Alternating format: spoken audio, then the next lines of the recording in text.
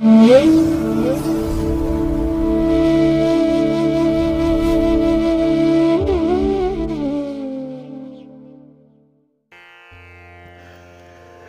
ಮಹಾಗಣಪತಿಯೇ ನಮಃ.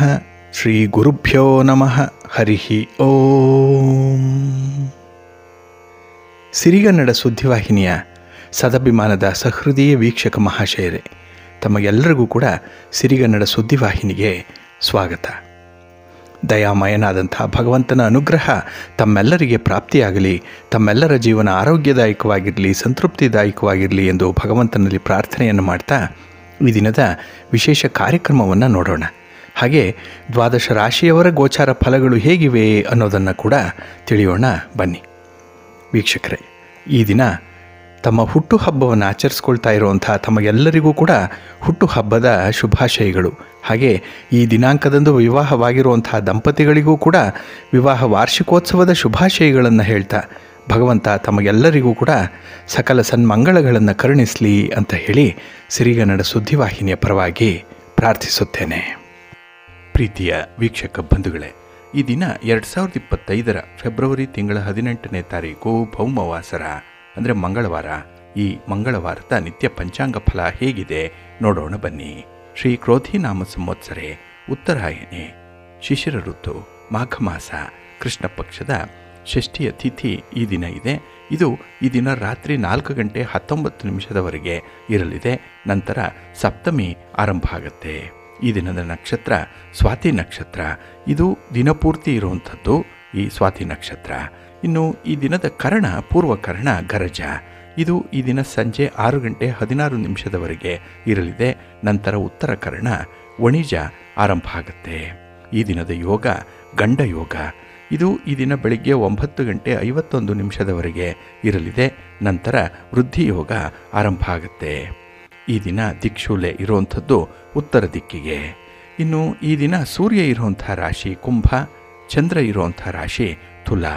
ಹಾಗೆ ಈ ದಿನ ರಾಹುಕಾಲ ಇರುವಂಥ ಸಮಯ ಈ ದಿನ ಅಪರಾಹ್ನ 3:33 ಸಂಜೆ 5:01 ಗುಳಿಕ ಕಾಲ ಈ ದಿನ ಮಧ್ಯಾಹ್ನ 12:37 ಮಧ್ಯಾಹ್ನ 2:05 ಹಾಗೆ ಯಮಗಂಡ ಕಾಲ ಈ ದಿನ ಬೆಳಿಗ್ಗೆ 9:41 ಬೆಳಿಗ್ಗೆ 11:09 ಇರಲಿದೆ. ಹಾಗೆ ಈ ದಿನ ದುಷ್ಟ ಮುಹೂರ್ತ ಇರುವಂಥ ಸಮಯ ಈ ದಿನ ಬೆಳಿಗ್ಗೆ 9:12 ಬೆಳಿಗ್ಗೆ 9:57 ದುಷ್ಟ ಮುಹೂರ್ತದ ಸಮಯ. ಹಾಗಾಗಿ ಈ ಸಮಯದಲ್ಲಿ ಯಾವುದೇ ಪ್ರಯಾಣವನ್ನಾಗಲಿ ಯಾವುದೇ ಶುಭ ಕಾರ್ಯಗಳನ್ನಾಗಲಿ ಆರಂಭ ಮಾಡಬೇಡಿ. ಏಕೆಂದರೆ ನೀವು ಯಾವುದೇ ಕೆಲಸ ಕಾರ್ಯಗಳನ್ನು ಈ ದುಷ್ಟ ಮುಹೂರ್ತ ಇರುವಂಥ ಸಮಯದಲ್ಲಿ ಆರಂಭ ಮಾಡಿದರೆ ಅದರಿಂದ ಬರುವಂಥ ಫಲಿತಾಂಶಗಳು ಅಷ್ಟೊಂದು ಅನುಕೂಲಕರವಾಗಿ ಇರೋದಿಲ್ಲ. ಆದ್ದರಿಂದಲೇ ಈ ದುಷ್ಟ ಮುಹೂರ್ತವನ್ನು ಅವಾಯ್ಡ್ ಮಾಡುವಂಥದ್ದು ತುಂಬ ಉತ್ತಮ. ಇನ್ನು ಈ ದಿನ ಅಭಿಜಿತ್ ಮುಹೂರ್ತ ಇರುವಂಥ ಸಮಯ ಈ ದಿನ ಮಧ್ಯಾಹ್ನ 12:12 ಮಧ್ಯಾಹ್ನ 12:57 ಅಭಿಜಿತ್ ಮುಹೂರ್ತ ಇರುವಂಥ ಸಮಯ.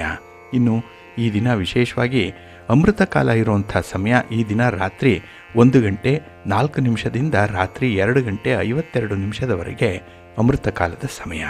ಇನ್ನು ಈ ದಿನ ಸೂರ್ಯೋದಯ ಆಗುವಂಥ ಸಮಯ ಈ ದಿನ ಪ್ರಾತಃ ಕಾಲ 6:43 ಸೂರ್ಯಾಸ್ತ ಸಂಜೆ 6:24. ಇನ್ನು ಈ ದಿನ ಚಂದ್ರನ ಬಲ ಇರುವಂಥ ರಾಶಿಗಳು ಅಂತ ಹೇಳಿದ್ರೆ ಮೇಷ, ವೃಷಭ, ಸಿಂಹ, ತುಲಾ, ಧನಸ್ಸು ಮತ್ತು ಮಕರ. ಈ 6 ರಾಶಿಯವರಿಗೆ ಗೋಚಾರದಲ್ಲಿ ಚಂದ್ರನಿಂದ ಶುಭ ಫಲಗಳ ಯೋಗ ಇರುತ್ತೆ. ಇನ್ನು ಉಳಿದ 6 ರಾಶಿಯವರಿಗೆ ಮಿಶ್ರ ಫಲದ ಯೋಗ ಇರುತ್ತೆ. ಅದನ್ನು ಮುಂದೆ ದ್ವಾದಶ ರಾಶಿಯವರ ಗೋಚಾರ ಫಲಗಳನ್ನು ನೋಡುವಂಥ ಸಂದರ್ಭದಲ್ಲಿ ಮತ್ತಷ್ಟು ವಿಚಾರಗಳನ್ನು ತಿಳ್ಕೊಳ್ಳೋಣ. ಇನ್ನು ಈ ದಿನದ ಹೊರದ ಅಧಿಪತಿ ಕುಜ. ಕುಜ ಅಂತ ಹೇಳಿದ್ರೆ ವಿಶೇಷವಾಗಿ ಭೂಮಿಗೆ ಕಾರಕ. ಅದಕ್ಕಾಗಿಯೇ ಈ ಭೂಮಿಗೆ ಸಂಬಂಧಪಟ್ಟಂಥ ಯಾವುದೇ ವಿಚಾರಗಳು, ಮನೆ, ಸೈಟು, ಜಮೀನು ಇತ್ಯಾದಿಗಳನ್ನು ಮಾರಾಟ ಮಾಡುವಂಥದ್ದು, ಖರೀದಿ ಮಾಡುವಂಥ ವಿಚಾರ ಅಥವಾ ಅದರಲ್ಲಿ ಯಾವುದೇ ರೀತಿಯ ಅಭಿವೃದ್ಧಿ ಕೆಲಸಗಳನ್ನು ಮಾಡುವಂಥ ವಿಚಾರಗಳೇನೇ ಇದ್ದರೂ ಕೂಡ ಈ ದಿನ ನಿಮ್ಮ ಪ್ರಯತ್ನ ಉತ್ತಮ ಫಲವನ್ನು ತರುತ್ತೆ. ಹಾಗೆ ಈ ಭೂಮಿಗೆ ಸಂಬಂಧಪಟ್ಟಂತಹ ಯಾವುದೇ ತಂಟೆ ತಕರಾರುಗಳಿದ್ರೂ ಕೂಡ ಅದನ್ನು ನೀವು ಫಾಲೋ ಅಪ್ ಮಾಡಲಿಕ್ಕೆ, ಅನುಸರಣೆ ಮಾಡಲಿಕ್ಕೂ ಕೂಡ ಈ ದಿನ ಉತ್ತಮವಾದಂತಹ ಸಂದರ್ಭಗಳಿದೆ. ಹಾಗೆ ಕುಜ ಅಧಿಕಾರಕ್ಕೆ ಕಾರಕನಾಗಿರುವಂಥವನು, ಸಾಹಸಕ್ಕೆ ಕಾರಕ, ಶಕ್ತಿಗೂ ಕೂಡ ಕಾರಕನಾಗಿರುವಂಥವನು ಕುಜ. ಹಾಗಾಗಿ ಈ ದಿನ ಯಾರು ಸಾಹಸ ಕೃತ್ಯಗಳನ್ನು ಮಾಡ್ತಾರೆ ಅದರಲ್ಲೂ ವಿಶೇಷವಾಗಿ ಕ್ರೀಡೆಯಲ್ಲಿ ಭಾಗವಹಿಸುವಂಥ ಕ್ರೀಡಾಪಟುಗಳಿಗೆ ತುಂಬ ಅನುಕೂಲಕರವಾಗಿರುವಂಥ ಸಂದರ್ಭಗಳಿದೆ. ಅಂದರೆ ನಿಮ್ಮ ಒಂದು ಶ್ರಮಕ್ಕೆ ತಕ್ಕ ಫಲ ಈ ದಿನ ಸಿಕ್ಕತ್ತೆ.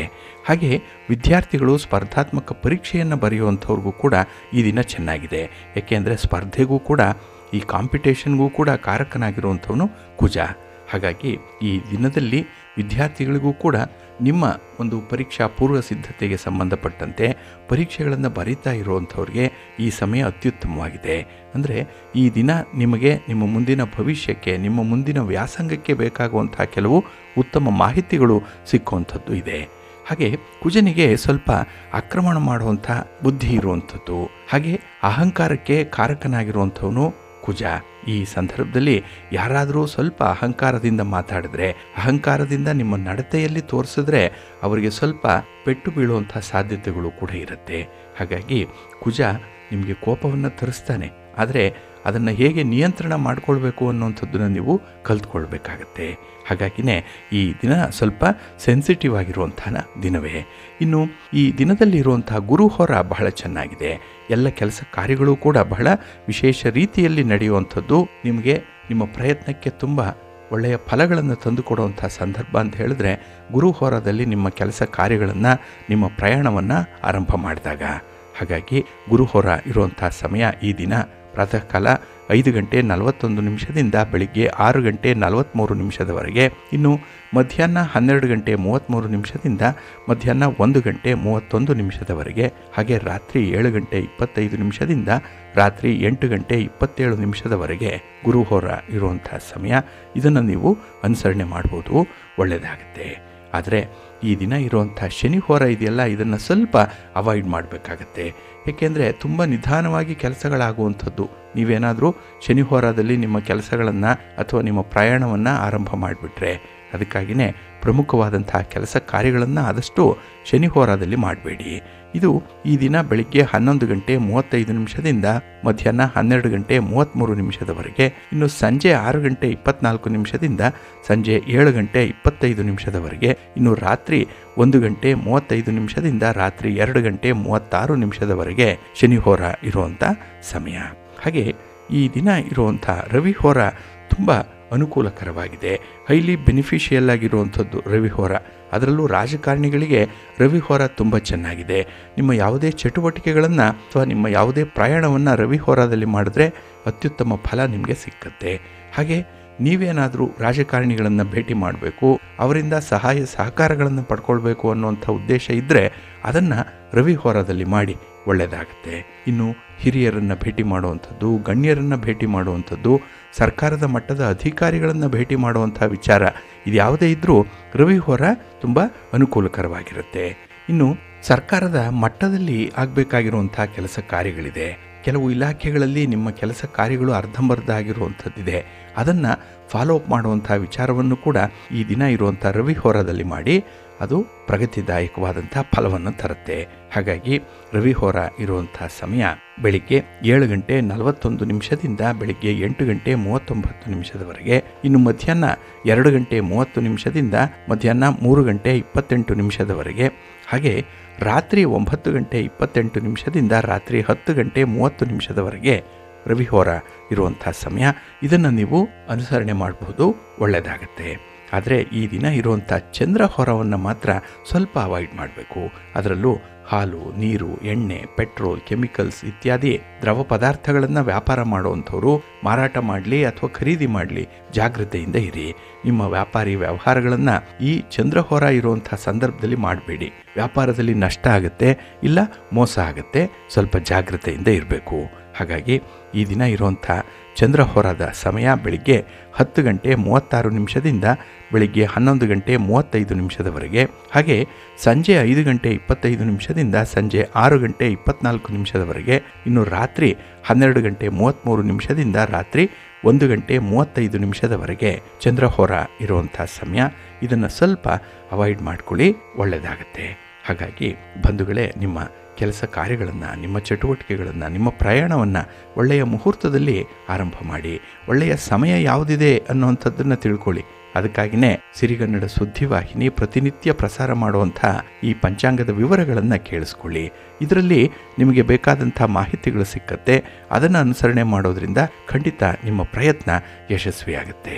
ನೀವು ಅಂದುಕೊಂಡಂಥ ಫಲಿತಾಂಶವನ್ನು ಪಡ್ಕೊಳ್ಳಿಕ್ಕೆ ಈ ಪಂಚಾಂಗ ನಿಮಗೆ ಉತ್ತಮ ರೀತಿಯಲ್ಲಿ ಸಹಕಾರಿಯಾಗಿರುತ್ತೆ, ಒಳ್ಳೆಯದಾಗುತ್ತೆ. ಪ್ರೀತಿಯ ಬಂಧುಗಳೇ, ಈಗಾಗಲೇ ತಮ್ಮ ಗಮನಕ್ಕೆ ಒಂದು ವಿಚಾರ ಬಂದಿದೆ. ಏನಂದರೆ, ಯಾವುದೇ ಕೆಲಸವನ್ನು ಆರಂಭ ಮಾಡಿದ್ರೂ ಒಳ್ಳೆಯ ಮುಹೂರ್ತದಲ್ಲಿ ಆರಂಭ ಆಗಿದ್ದರೆ ಅತ್ಯುತ್ತಮ ಫಲವನ್ನು ಕೊಡುತ್ತೆ, ಕೆಲಸಗಳು ನಿರ್ವಿಘ್ನವಾಗಿ ನೆರವೇರುತ್ತೆ ಅನ್ನುವಂಥ ಒಂದು ವಿಚಾರ. ಇದು ನಿಮ್ಮ ಅನುಭವಕ್ಕೂ ಬಂದಿರುವಂಥದ್ದು ಇದೆ. ಹಾಗಾಗಿ ನಮ್ಮ ಸಂಪ್ರದಾಯದಲ್ಲಿ ಹೇಳುವಂಥದ್ದು ಮುಹೂರ್ತ ಬಹಳ ಮುಖ್ಯ. ಅದಕ್ಕಾಗಿಯೇ ವಿವಾಹಕ್ಕಾಗಲಿ, ನಾಮಕರಣಕ್ಕಾಗಲಿ, ಉಪನಯನಕ್ಕಾಗಲಿ, ಗೃಹ ಪ್ರವೇಶಕ್ಕಾಗಲಿ ಒಳ್ಳೆಯ ಮುಹೂರ್ತವನ್ನು ನೋಡೇ ಕೆಲಸವನ್ನು ಆರಂಭ ಮಾಡುವಂಥದ್ದು.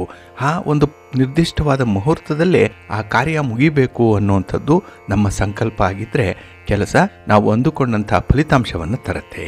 ಹಾಗಾಗಿಯೇ ಯಾವುದೇ ಕೆಲಸ ಕಾರ್ಯಗಳು ಮಾಡಬೇಕಾದ್ರೂ ಕೂಡ ಮುಹೂರ್ತ ಬಹಳ ಮುಖ್ಯ.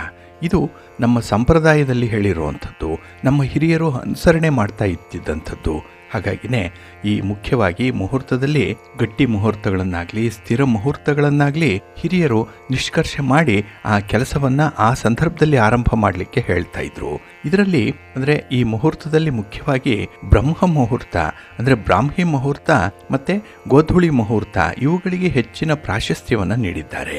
ಇಲ್ಲಿ ಬ್ರಾಹ್ಮಿ ಮುಹೂರ್ತ ಸೂರ್ಯ ಹುಟ್ಟೋದಕ್ಕೆ ಮೊದಲು ಆರಂಭ ಆದರೆ, ಇಲ್ಲಿ ಗೋಧೂಳಿ ಮುಹೂರ್ತ ಸೂರ್ಯಾಸ್ತಮಾನದ ಸಂದರ್ಭದಲ್ಲಿ ಬರುತ್ತೆ. ಹಾಗಾಗಿ ಈ ನಿತ್ಯ ಮುಹೂರ್ತಗಳನ್ನು ನಾವು ಶುಭ ಲಗ್ನಗಳಲ್ಲಿ ಗ್ರಹಗಳ ಬಲ ಮತ್ತು ಲಾಭಗಳ ಆಧಾರದ ಮೇಲೆ ನಿಷ್ಕರ್ಷೆ ಮಾಡುವಂಥದ್ದು ಕೂಡ ಇದೆ. ಹಾಗಾಗಿಯೇ ಕೆಲವೊಮ್ಮೆ ನಿತ್ಯ ಮುಹೂರ್ತಗಳು ನಮಗೆ ತುಂಬ ಸಹಕಾರಿಯಾಗಿರುತ್ತೆ. ಇದೆಲ್ಲದಕ್ಕಿಂತ ಮುಖ್ಯವಾಗಿ ನೋಡಬೇಕಾಗಿರುವಂಥದ್ದು ಅಭಿಜಿತ್ ಮುಹೂರ್ತ. ಇದು ಅಭಿಜಿತ್ ಲಗ್ನ ಅಂತಲೇ ಇದನ್ನು ಕರೆಯುವಂಥದ್ದು. ಇತ್ತೀಚಿನ ದಿನಗಳಲ್ಲಿ ಇದನ್ನು ತುಂಬ ಹೆಚ್ಚಾಗಿ ಬಳಸ್ತಾ ಇದ್ದಾರೆ. ಮೊದಲು ಈ ಅಭಿಜಿತ್ ಮುಹೂರ್ತವನ್ನು ಹೆಚ್ಚಾಗಿ ಬಳಸ್ತಾ ಇರಲಿಲ್ಲ. ಯಾಕೆಂದರೆ ಇದು ಮಧ್ಯಾಹ್ನದ ಸಮಯದಲ್ಲಿ ಬರುವಂಥದ್ದು ಈ ಅಭಿಜಿತ್ ಮುಹೂರ್ತ. ಹಾಗೆಯೇ ಈ ವಿಶೇಷವಾದಂಥ ಮುಹೂರ್ತಗಳಿಗೆ ಇರುವಂಥ ಒಂದು ಪ್ರಾಶಸ್ತ್ಯ ಈ ಅಭಿಜಿತ್ ಮುಹೂರ್ತಕ್ಕೂ ಇದೆ ಅನ್ನುವಂಥದ್ದನ್ನು ನಮ್ಮ ಹಿರಿಯರು ತಿಳಿಸ್ಕೊಟ್ಟಿದ್ದಾರೆ. ಅದು ಹೇಗೆ ಅಭಿಜಿತ್ ಮುಹೂರ್ತ ಇತರೆ ಮುಹೂರ್ತಕ್ಕೂ ಇರುವಂಥ ಮಹತ್ವ ಸಾಮ್ಯವನ್ನು ಹೊಂದಿದೆ ಅನ್ನುವಂಥದ್ದನ್ನು ನೋಡೋದಾದರೆ, ಇಲ್ಲಿ ಅಭಿಜಿತ್ ಮುಹೂರ್ತದ ಅವಧಿ 48 ನಿಮಿಷಗಳವರೆಗೆ ಇರುತ್ತೆ. ಇಲ್ಲಿ ನಕ್ಷತ್ರ ಬದಲಾವಣೆಯ 20 ನಿಮಿಷಗಳ ಮೊದಲು ಮತ್ತು ನಂತರದ ಅವಧಿಯನ್ನು ಅಭಿಜಿತ್ ಮುಹೂರ್ತ ಅಂತ ಹೇಳಿ ಕರೀತಾರೆ. ಮೂಲಭೂತವಾಗಿ ಇದು 48 ನಿಮಿಷಗಳವರೆಗೆ ಮಾತ್ರ ಇರುವಂಥದ್ದು. ಆದರೆ ದಿನ ಚಿಕ್ಕದಾಗಿದ್ದರೆ ಈ ಅವಧಿ ಕಡಿಮೆ ಆಗಬಹುದು. ಇಲ್ಲಿ ಅಭಿಜಿತ್ ಮುಹೂರ್ತ ಮಂಗಳಕರವಾಗಿರೋದ್ರಿಂದ ಜನ ತಮ್ಮ ಕೆಲಸವನ್ನು ನಿರ್ವಹಣೆ ಮಾಡಲಿಕ್ಕೆ ಈ ಮುಹೂರ್ತವನ್ನು ಆಯ್ಕೆ ಮಾಡಿಕೊಳ್ಳುವಂಥದ್ದು ಇದೆ. ಇಲ್ಲಿ ಅಭಿಜಿತ್ ಮುಹೂರ್ತ ಇರುವಂಥ ದಿನ ಅಶುಭವಾಗಿದ್ದರೂ ಕೂಡ ಆ ಘಳಿಗೆಯಲ್ಲಿ ಮಾಡುವಂಥ ಕೆಲಸ ಶುಭವಾಗುತ್ತೆ ಅನ್ನುವಂಥ ಒಂದು ಪ್ರತೀತಿ ಇದೆ. ಹಾಗಾಗಿಯೇ ಈ ಅಭಿಜಿತ್ ಮುಹೂರ್ತ ಎಲ್ಲ ದೋಷಗಳನ್ನು ಕೂಡ ತೆಗೆದುಹಾಕುವಂಥ ಸಾಮರ್ಥ್ಯವನ್ನು ಹೊಂದಿದೆ ಅಂತ ಹೇಳ್ತಾರೆ. ಹಾಗೆ ಯಾವುದೇ ರೀತಿಯ ಕೆಲಸವನ್ನು ಮಾಡಲಿಕ್ಕೆ ಇದು ಮಂಗಳಕರ ಸಮಯ ಅನ್ನುವಂಥ ಒಂದು ಅಭಿಪ್ರಾಯ ಕೂಡ ಇದೆ. ಹಾಗಾಗಿಯೇ ಬೇರೆ ಬೇರೆ ಚಟುವಟಿಕೆಗಳಿಗೆ ಪ್ರತ್ಯೇಕ ಮುಹೂರ್ತಕ್ಕೆ ಹೋಗದೆ ಯಾವುದೇ ರೀತಿಯ ಚಟುವಟಿಕೆಗಳಿಗೆ ಅಭಿಜಿತ್ ಮುಹೂರ್ತವನ್ನು ಆಯ್ಕೆ ಮಾಡಿಕೊಳ್ಬಹುದು ಅನ್ನುವಂಥದ್ದನ್ನು ನಮ್ಮ ಪಂಚಾಂಗ ಶಾಸ್ತ್ರಜ್ಞರು ತಿಳಿಸ್ತಾರೆ. ಇದು ದಿನದ ಅತ್ಯಂತ ಅದೃಷ್ಟದ ಸಮಯ ಅನ್ನುವಂಥ ಒಂದು ಮಹತ್ವ ಕೂಡ ಇದೆ. ಏಕೆಂದರೆ ಸೂರ್ಯೋದಯದಿಂದ ಸೂರ್ಯಾಸ್ತದವರೆಗಿನ 15ರಲ್ಲಿ ದಿನದ 8ನೇ ಮುಹೂರ್ತ ಇದು ಆಗಿರುವಂಥದ್ದು. ಹಾಗಾಗಿ ಇದು ನಿಖರವಾಗಿ ದಿನದ ಮಧ್ಯಭಾಗದಲ್ಲಿ ಬರುವಂಥದ್ದು. ಯಾವುದೇ ಸ್ಥಿತಿಯಲ್ಲಿ ಶುಭ ಕಾರ್ಯಕ್ಕೆ ಉತ್ತಮ ಮುಹೂರ್ತ ಸಿಕ್ಕಲಿಲ್ಲ ಅಂತ ಹೇಳಿದ್ರೆ ಜನ ತಮ್ಮ ಕಾರ್ಯಗಳನ್ನು ಈ ಮಂಗಳಕರವಾದಂಥ ಅಭಿಜಿತ್ ಮುಹೂರ್ತದಲ್ಲಿ ಮಾಡಬಹುದು ಅನ್ನುವಂಥದ್ದು ಅಭಿಪ್ರಾಯ. ಹಾಗೆ ಈ ಅಭಿಜಿತ್ ಮುಹೂರ್ತಕ್ಕೆ ಒಂದು ಪೌರಾಣಿಕ ಮಹತ್ವ ಕೂಡ ಇದೆ. ಏನಂದರೆ, ಪರಶಿವ ಅಭಿಜಿತ್ ಮುಹೂರ್ತದಲ್ಲಿ ತ್ರಿಪುರಾಸುರನನ್ನು ಶಿರಶ್ಛೇದ ಮಾಡಿದ ಅನ್ನುವಂಥ ಒಂದು ಉಲ್ಲೇಖ ಇದೆ. ಹಿಂದೂ ಪುರಾಣಗಳ ಪ್ರಕಾರ ಅಭಿಜಿತ್ ಮುಹೂರ್ತದ ಸಮಯದಲ್ಲಿ ಸುದರ್ಶನ ಚಕ್ರದ ಸಹಾಯದಿಂದ ಅನೇಕ ದೋಷಗಳನ್ನು ನಿವಾರಣೆ ಮಾಡಿರುವಂಥ ಭಗವಾನ್ ವಿಷ್ಣುವಿನ ಆಶೀರ್ವಾದವನ್ನು ಈ ಅಭಿಜಿತ್ ಮುಹೂರ್ತ ಹೊಂದಿದೆ ಅನ್ನೋಂಥ ಉಲ್ಲೇಖ ಕೂಡ ಇದೆ. ಇನ್ನು ಭಗವಾನ್ ವಿಷ್ಣುವಿನ 7ನೇ ಅವತಾರದಲ್ಲಿ ಶ್ರೀರಾಮಚಂದ್ರ ಅಭಿಜಿತ್ ಮುಹೂರ್ತದಲ್ಲೇ ಜನಿಸಿದ್ದು ಅನ್ನುವಂಥದ್ದು. ಆದರೆ ಈ ಅಭಿಜಿತ್ ಮುಹೂರ್ತ ಏನಾದರೂ ಬುಧವಾರದಂದು ನೀವು ಅನುಸರಣೆ ಮಾಡಿದ್ರೆ ಅದು ಅಷ್ಟೊಂದು ಉತ್ತಮ ಅಂತ ಹೇಳಿ ಪರಿಗಣಿಸಲ್ಲ. ಹಾಗಾಗಿನೇ ಈ ಬುಧವಾರದ ದಿನ ಅಭಿಜಿತ್ ಮುಹೂರ್ತ ಇರೋದಿಲ್ಲ. ಇನ್ನು ಈ ಅಭಿಜಿತ್ ಮುಹೂರ್ತದ ಬಗ್ಗೆ ಜ್ಯೋತಿಷ್ಯದ ಅಂಶ ಏನು ಅಂತ ಹೇಳಿದ್ರೆ, ಈ ಸಮಯದಲ್ಲಿ ಸೂರ್ಯ ಲಗ್ನದಿಂದ 10ನೇ ಮನೆಯಲ್ಲಿ ಸ್ಥಿತನಾಗಿರ್ತಾನೆ, ಮತ್ತು 10ನೇ ಕರ್ಮಗಳ ಮನೆಯನ್ನು ಪ್ರತಿನಿಧಿಸ್ತಾನೆ, ಮತ್ತು ಸೂರ್ಯನ ಸ್ಥಾನ ಯಶಸ್ಸು ಅನ್ನುವಂಥ ಒಂದು ಅರ್ಥವನ್ನು ಕೊಡುತ್ತೆ. ಹಾಗಾಗಿನೇ ಈ ಮುಹೂರ್ತಗಳನ್ನು ಶುಭ ಲಗ್ನ ಅಂತ ಹೇಳಿ, ಅಶುಭ ಮುಹೂರ್ತಗಳನ್ನು ಅಶುಭ ಲಗ್ನ ಅಂತ ಹೇಳಿ ಕರೆಯುವಂಥದ್ದಿದೆ. ಆದರೆ ಈ ಅಭಿಜಿತ್ ಮುಹೂರ್ತ ಮಾತ್ರ ಸೂರ್ಯನ ಸ್ಥಾನವನ್ನು ಆಧರಿಸಿರುವಂಥ ಮುಹೂರ್ತವಾಗಿರೋದ್ರಿಂದಲೇ ಇದು ಸ್ಥಳದಿಂದ ಸ್ಥಳಕ್ಕೆ ಬದಲಾವಣೆ ಆಗುವಂಥದ್ದಿದೆ. ಅಲ್ಪ ಸ್ವಲ್ಪ ವ್ಯತ್ಯಾಸದಿಂದ ಈ ಮುಹೂರ್ತವನ್ನು ನಾವು ಅನುಸರಣೆ ಮಾಡ್ಬೋದು. ಇನ್ನು ನಿರ್ದಿಷ್ಟ ಪ್ರದೇಶಗಳಲ್ಲಿ ಸೂರ್ಯೋದಯ ಮತ್ತು ಸೂರ್ಯಾಸ್ತದ ಆಧಾರದ ಮೇಲೆ ಇದನ್ನು ಲೆಕ್ಕಾಚಾರ ಮಾಡುವಂಥದ್ದು ಇದೆ.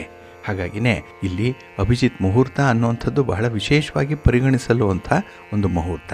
ಏಕೆಂದರೆ ಈ ಅಭಿಜಿತ್ ಮುಹೂರ್ತದ ಸಮಯದಲ್ಲಿ ಮಾಡಿದಂಥ ಯಾವುದೇ ಕೆಲಸ ಕಾರ್ಯಗಳು ಸಿದ್ಧಿಯಾಗುತ್ತೆ ಅನ್ನುವಂಥ ಒಂದು ಪ್ರತೀತಿ ಇದೆ, ನಂಬಿಕೆ ಇದೆ. ಹಾಗೆ ಕೆಲವರು ಈ ಮದುವೆ ಅಥವಾ ಉಪನಯನವನ್ನು ಹೊರತುಪಡಿಸಿ ಯಾವುದೇ ಚಟುವಟಿಕೆಗಳನ್ನು ಆರಂಭ ಮಾಡಲಿಕ್ಕೂ ಇದು ಸೂಕ್ತ ಅನ್ನುವಂಥ ಒಂದು ಅಭಿಪ್ರಾಯವನ್ನು ಕೂಡ ಹೊಂದಿದ್ದಾರೆ. ಆದರೆ ಈ ಅಭಿಜಿತ್ ಮುಹೂರ್ತ ಶುಕ್ಲ ಪಕ್ಷದಲ್ಲಿ ಮತ್ತು ಇತರ ಪ್ರಯೋಜನಕಾರಿ ಯೋಗಗಳನ್ನು ಹೊಂದಿರುವಂಥ ದಿನ ಆಗಿದ್ದರೆ ಹೆಚ್ಚು ಪವಿತ್ರವಾಗಿರುತ್ತೆ, ಅಷ್ಟೇ ಶಕ್ತಿಶಾಲಿಯಾಗಿಯೂ ಕೂಡ ಇರುತ್ತೆ. ಹಾಗಾಗಿ ಈ ಮುಹೂರ್ತಕ್ಕೆ ತಿಥಿ, ನಕ್ಷತ್ರ, ರಾಶಿ ಅಥವಾ ಮಾಸದ ಅವಲಂಬನೆ ಇರಲ್ಲ. ಇನ್ನು ಈ ಮುಹೂರ್ತ ಪ್ರತಿದಿನ ಇರುತ್ತೆ ಮತ್ತು ಅದರ ಅವಧಿ ಈಗಾಗಲೇ ಹೇಳಿದಾಗೆ 48 ನಿಮಿಷಗಳು ಇರುತ್ತೆ. ಇಲ್ಲಿ ಅಭಿಜಿತ್ ಮುಹೂರ್ತದ ಲೆಕ್ಕಾಚಾರವನ್ನು ಎಲ್ಲರೂ ಕೂಡ ಮಾಡುವಂಥದ್ದಿದೆ. ಅಂದರೆ ಈ ಘಟನೆ ನಡೆಯುವಂಥ ಸ್ಥಳದ ಸೂರ್ಯೋದಯ ಮತ್ತು ಸೂರ್ಯಾಸ್ತದ ಸಮಯದನ್ನು ತಿಳ್ಕೊಂಡ್ರೆ ಸಾಕು. ಸಾಮಾನ್ಯವಾಗಿ ಇದು ಚಂದ್ರನ ಮಧ್ಯಾಹ್ನದ ಸಮಯದಿಂದ ಚಂದ್ರನ ಸಮಯದ ನಂತರ 24 ನಿಮಿಷಗಳವರೆಗೆ ಇರುತ್ತೆ ಅನ್ನುವಂಥ ಒಂದು ಅಭಿಪ್ರಾಯ. ಇದು ಲೆಕ್ಕಾಚಾರ. ಹಾಗಾಗಿ ಒಂದು ನಿರ್ದಿಷ್ಟ ದಿನದಂದು ಸೂರ್ಯೋದಯ 6ಕ್ಕೆ ಆಗಿ ಸೂರ್ಯಾಸ್ತ 7 ಗಂಟೆಗೆ ಅಂತ ಹೇಳಿ ಭಾವಿಸಿದರೆ ಇದರ ಮಧ್ಯದ ಸಮಯ ಅಂದರೆ ಮಧ್ಯಾಹ್ನ 12 ಗಂಟೆ ಆಗಿರುತ್ತೆ. ಹಾಗಾಗಿನೇ ಈ ಅಭಿಜಿತ್ ಮುಹೂರ್ತದ 48 ನಿಮಿಷಗಳು ಅಂತ ಹೇಳಿದ್ರೆ 12ಕ್ಕೆ 24 ನಿಮಿಷಗಳ ಮೊದಲು 12ರ 24 ನಿಮಿಷಗಳ ನಂತರದಲ್ಲಿ ಈ ಮುಹೂರ್ತ ಇರುತ್ತೆ. ಹಾಗಾಗಿನೇ ಆ ದಿನದಲ್ಲಿ ಈ ಅಭಿಜಿತ್ ಮುಹೂರ್ತ 11 ಗಂಟೆ 36 ನಿಮಿಷದಿಂದ 12 ಗಂಟೆ 24 ನಿಮಿಷದವರೆಗೆ ಇರುತ್ತೆ. ಒಟ್ಟಾರೆ ಈ ಸೂರ್ಯನ ಮಧ್ಯಭಾಗದಲ್ಲಿ ಅಂದರೆ ದಿನದ ಹಗಲಿನ ಮಧ್ಯಭಾಗ ಅಭಿಜಿತ್ ಮುಹೂರ್ತ ಆಗಿರುವಂಥದ್ದು. ಹಾಗೆ ಈ ಮುಹೂರ್ತ ಪರಶಿವನ, ಮಹಾವಿಷ್ಣುವಿನ ವಿಶೇಷ ಆಶೀರ್ವಾದವನ್ನು ಹೊಂದಿದೆ ಅನ್ನುವಂಥ ಒಂದು ನಂಬಿಕೆ ಇದೆ. ಹಾಗಾಗಿನೇ ಪಂಚಾಂಗದಲ್ಲಿ ನಿತ್ಯ ಮುಹೂರ್ತ ಸರಿಯಾಗಿ ಸಿಗದೇ ಹೋದ ಪಕ್ಷದಲ್ಲಿ ಜನಸಾಮಾನ್ಯರಿಗೆ ಸಿಕ್ಕುವಂಥದ್ದು ಅಭಿಜಿತ್ ಮುಹೂರ್ತ. ಹಾಗಾಗಿನೇ ಪ್ರಮುಖವಾದಂಥ ಚಟುವಟಿಕೆಗಳನ್ನು ಈ ಸಂದರ್ಭದಲ್ಲಿ ಆರಂಭ ಮಾಡಬಹುದು. ಯಾವುದೇ ರೀತಿಯ ಅನುಮಾನಗಳು ಬೇಡ ಅನ್ನುವಂಥ ವಿಚಾರವನ್ನು ಹಿರಿಯರು, ಶಾಸ್ತ್ರಜ್ಞರು ತಿಳಿಸಿದ್ದಾರೆ. ಹಾಗಾಗಿನೇ ಈ ಮುಹೂರ್ತವನ್ನು ನಿಷ್ಕರ್ಷೆ ಮಾಡುವಂತಹ ಸಂದರ್ಭದಲ್ಲಿ ದಿನದಲ್ಲಿ ಯಾವುದೇ ಮುಹೂರ್ತ ಸಿಕ್ಕದೇ ಇದ್ದರೂ ಆ ಕೆಲಸ ತುರ್ತಾಗಿ ಆಗಲೇಬೇಕು ಅಂತಿದ್ದರೆ ಅದರಲ್ಲಿ ನೀವು ಈ ಅಭಿಜಿತ್ ಮುಹೂರ್ತವನ್ನು ಅನುಸರಣೆ ಮಾಡಿ. ನಾವು ಕೂಡ ಪ್ರತಿನಿತ್ಯ ಅಭಿಜಿತ್ ಮುಹೂರ್ತ ಎಷ್ಟರ ಸಮಯದಲ್ಲಿ ಆರಂಭ ಆಗುತ್ತೆ ಅನ್ನುವಂಥ ವಿಚಾರವನ್ನು ತಿಳಿಸ್ತಾ ಇರ್ತೇವೆ. ಅದನ್ನು ನೀವು ಅನುಸರಣೆ ಮಾಡ್ಬೋದು, ಒಳ್ಳೆಯದಾಗತ್ತೆ. ಬಂಧುಗಳೇ, ನಾವು ಪ್ರತಿನಿತ್ಯ ಒಂದಲ್ಲ ಒಂದು ಸಮಸ್ಯೆಗಳನ್ನು ಎದುರಿಸ್ತಾ ಇರ್ತೇವೆ. ಮನೆಯಲ್ಲಿ ತುಂಬ ವೈಷಮ್ಯ ಇರುತ್ತೆ, ಒಬ್ಬರಿಗೊಬ್ಬರು ಆಗಲ್ಲ, ಭಿನ್ನಾಭಿಪ್ರಾಯಗಳಿರುತ್ತೆ, ಒಳ ಜಗಳಗಳಿರುತ್ತೆ. ಹಾಗೆ ಒಬ್ಬರ ಮುಖವನ್ನು ಕಂಡ್ರೆ ಮತ್ತೊಬ್ಬರಿಗೆ ಆಗಲ್ಲ. ಆದರೂ ಕೂಡ ಪ್ರತಿನಿತ್ಯ ಜಗಳ ಮಾಡೇ ಮನೆಯಲ್ಲಿ ವಾಸ ಮಾಡುವಂಥ ಪರಿಸ್ಥಿತಿಗಳು ಬರುತ್ತೆ. ಇನ್ನು ಮನೆಯಲ್ಲಿ ಯಾರಿಗಾದರೂ ಕೂಡ ಆರೋಗ್ಯ ಸಂಬಂಧಿ ಸಮಸ್ಯೆಗಳು ಕಾಡ್ತಾ ಇರುತ್ತೆ.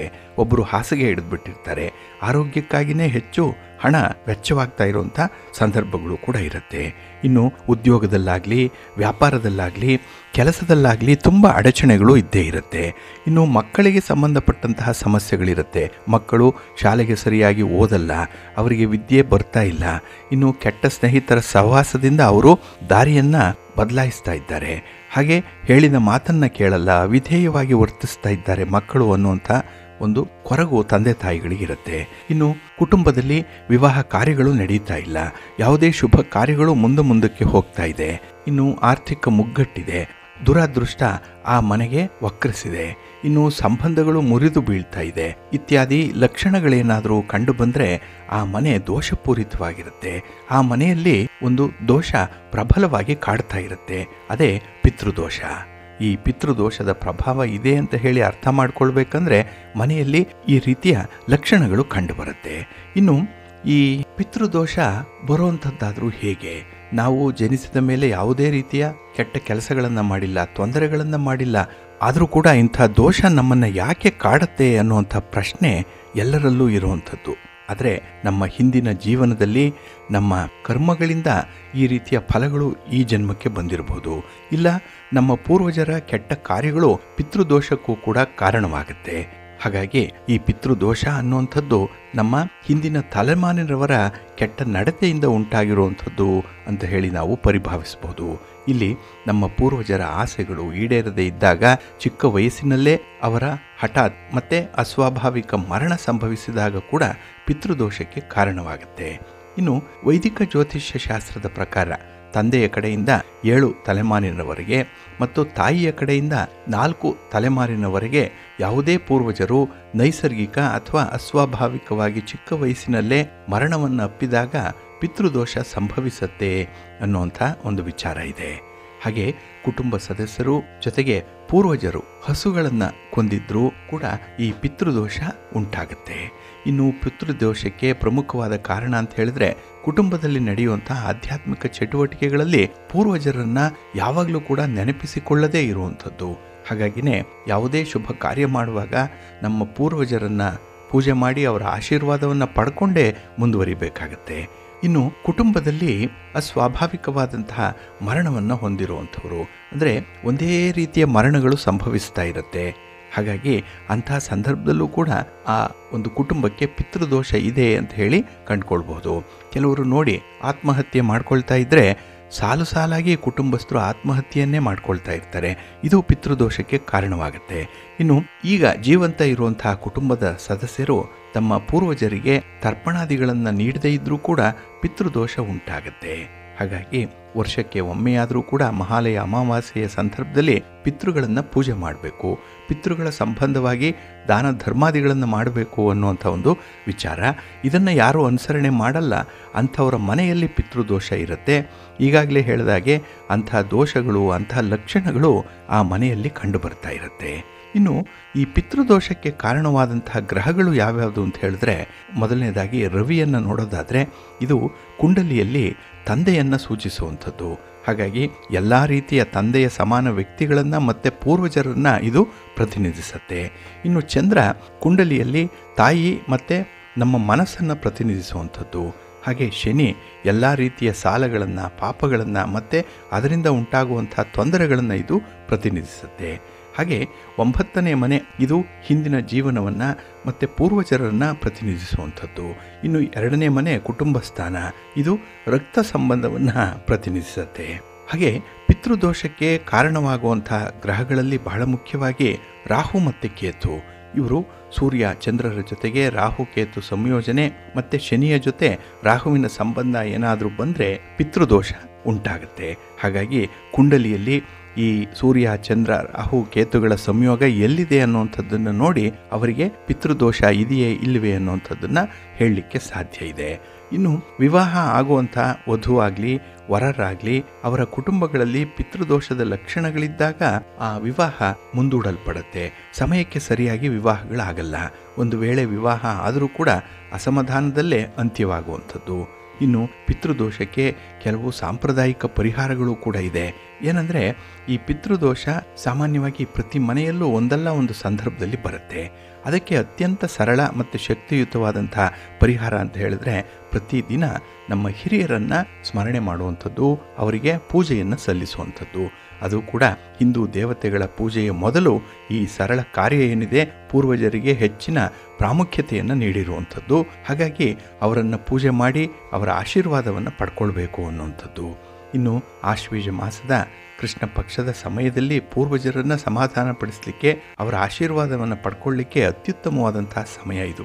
ಹಾಗಾಗಿ ಆ ಸಂದರ್ಭದಲ್ಲಿ ಅವರ ಪೂಜೆ ಮಾಡಿ ತರ್ಪಣಾದಿಗಳನ್ನು ಮಾಡಿ ಶಾಂತಿ ಕಾರ್ಯಗಳನ್ನು ಮಾಡಬೇಕು.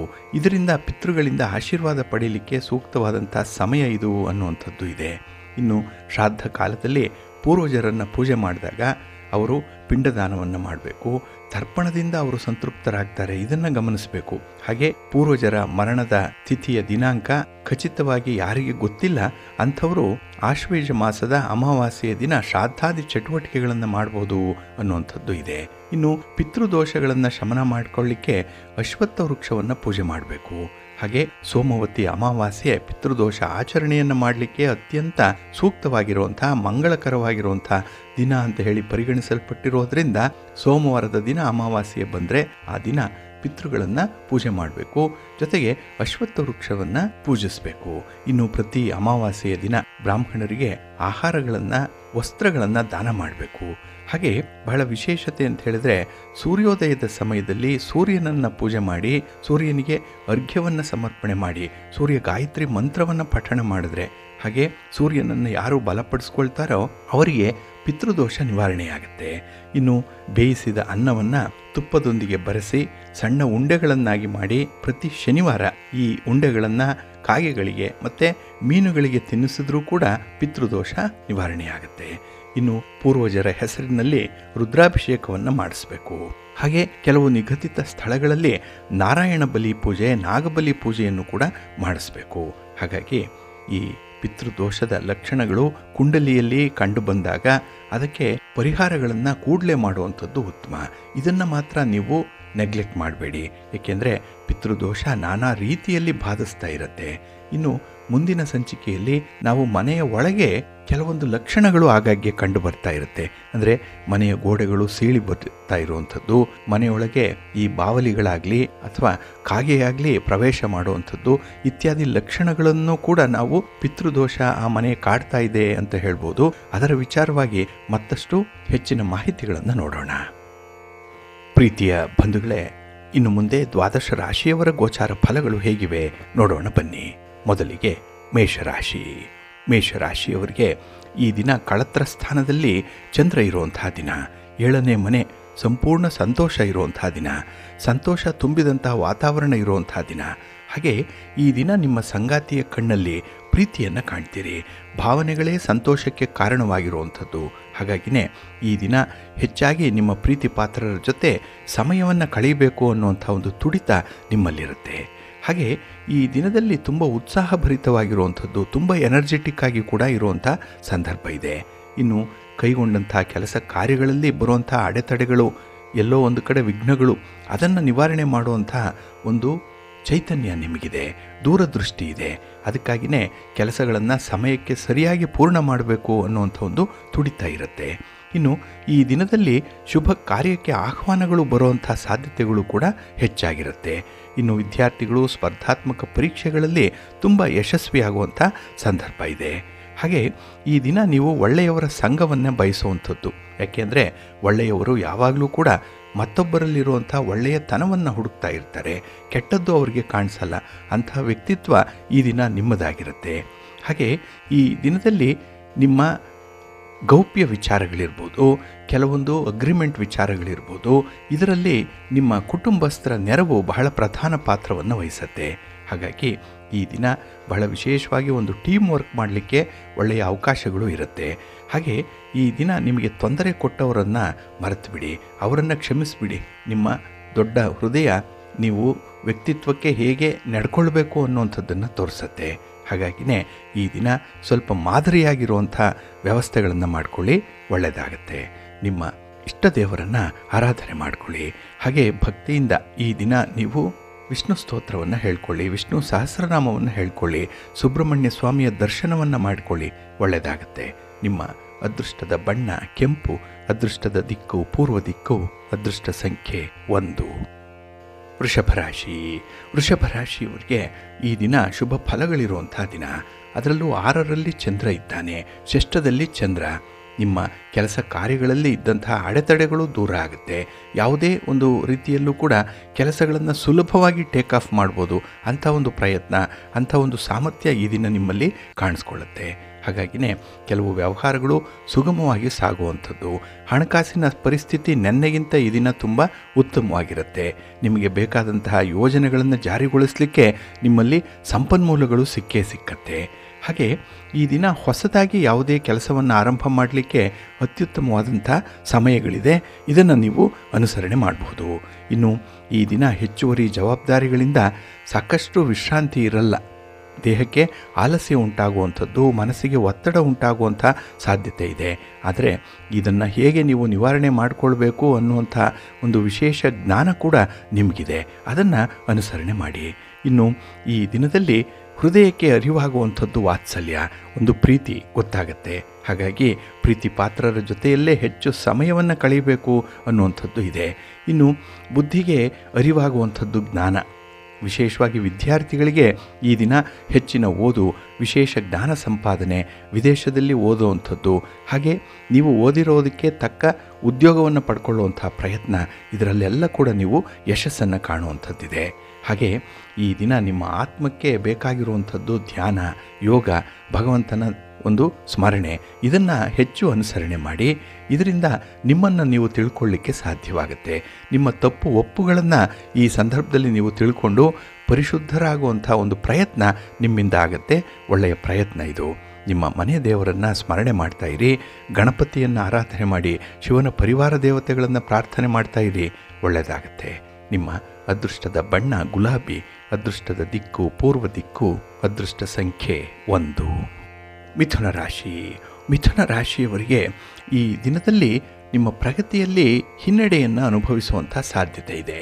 ಹಾಗೆ ನಿಮ್ಮ ಪ್ರಯತ್ನದಲ್ಲೂ ಕೂಡ ಮಿಶ್ರ ಫಲಗಳು ಸಿಕ್ಕುವಂಥದ್ದು ಇದೆ. ಹಾಗಾಗಿ ಈ ದಿನದ ವಿದ್ಯಮಾನಗಳಲ್ಲಿ ಫಲಿತಾಂಶದ ಬಗ್ಗೆ ಯಾವುದನ್ನೂ ಕೂಡ ಹೆಚ್ಚಿನ ನಿರೀಕ್ಷೆಯಲ್ಲಿ ಇರಬೇಡಿ.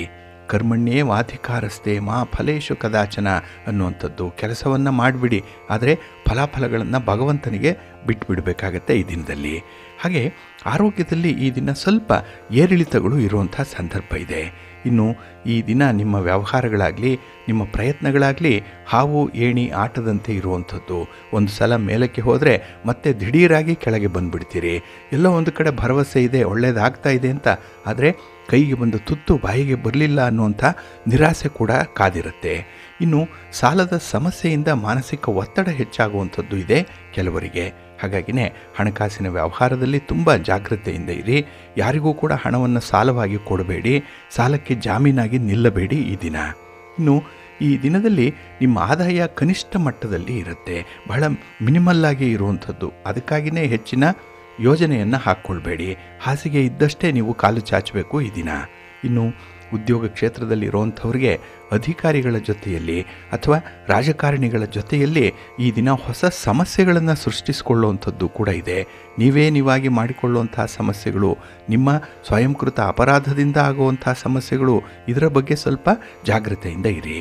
ಇನ್ನು ಈ ದಿನ ನಿರೀಕ್ಷಿತ ಮಟ್ಟದಲ್ಲಿ ಕಾರ್ಯನಿರ್ವಹಣೆ ಮಾಡಲಿಕ್ಕೆ ಆಗ್ತಾ ಇಲ್ವಲ್ಲ ಅನ್ನುವಂಥ ಒಂದು ಕೊರಗು ಕೂಡ ಇರುತ್ತೆ. ಹಾಗಾಗಿ ನಿಮ್ಮಲ್ಲಿರುವಂಥ ಶಕ್ತಿ, ನಿಮ್ಮ ಸಾಮರ್ಥ್ಯ, ನಿಮ್ಮ ಪ್ರತಿಭೆ ಎಲ್ಲವೂ ಕೂಡ ಅಲ್ಪ ಮಟ್ಟದಲ್ಲೇ ಉಪಯೋಗ ಆಗುವಂಥದ್ದು, ಅಂಡರ್ ಯುಟಿಲೈಸ್ ಆಗುವಂಥ ಸಾಧ್ಯತೆಗಳಿರುತ್ತೆ. ಸ್ವಲ್ಪ ಎಚ್ಚರಿಕೆಯಿಂದ ಮುಂದುವರಿತಾ ಇರಿ. ನಿಮ್ಮ ಮನೆ ದೇವರನ್ನು ಸ್ಮರಣೆ ಮಾಡಿಕೊಳ್ಳಿ. ಹಾಗೆ ಭಕ್ತಿಯಿಂದ ಈ ದಿನ ಗಣಪತಿಯನ್ನು ಆರಾಧನೆ ಮಾಡಿ, ಗಣಪತಿಯ ಸ್ತೋತ್ರವನ್ನು ಹೇಳ್ಕೊಳ್ಳಿ. ಗಣಪತಿಗೆ 21 ಗರಿಕೆಗಳನ್ನು ಸಮರ್ಪಣೆ ಮಾಡಿಬಿಡಿ. ಕೆಲಸಗಳು ನಿರ್ವಿಘ್ನವಾಗಿ ನೆರವೇರುತ್ತೆ. ನಿಮ್ಮ ಅದೃಷ್ಟದ ಬಣ್ಣ ಬಿಳುಪು, ಅದೃಷ್ಟದ ದಿಕ್ಕು ಪೂರ್ವ ದಿಕ್ಕು, ಅದೃಷ್ಟ ಸಂಖ್ಯೆ 3. ಕರ್ಕಾಟಕ ರಾಶಿ.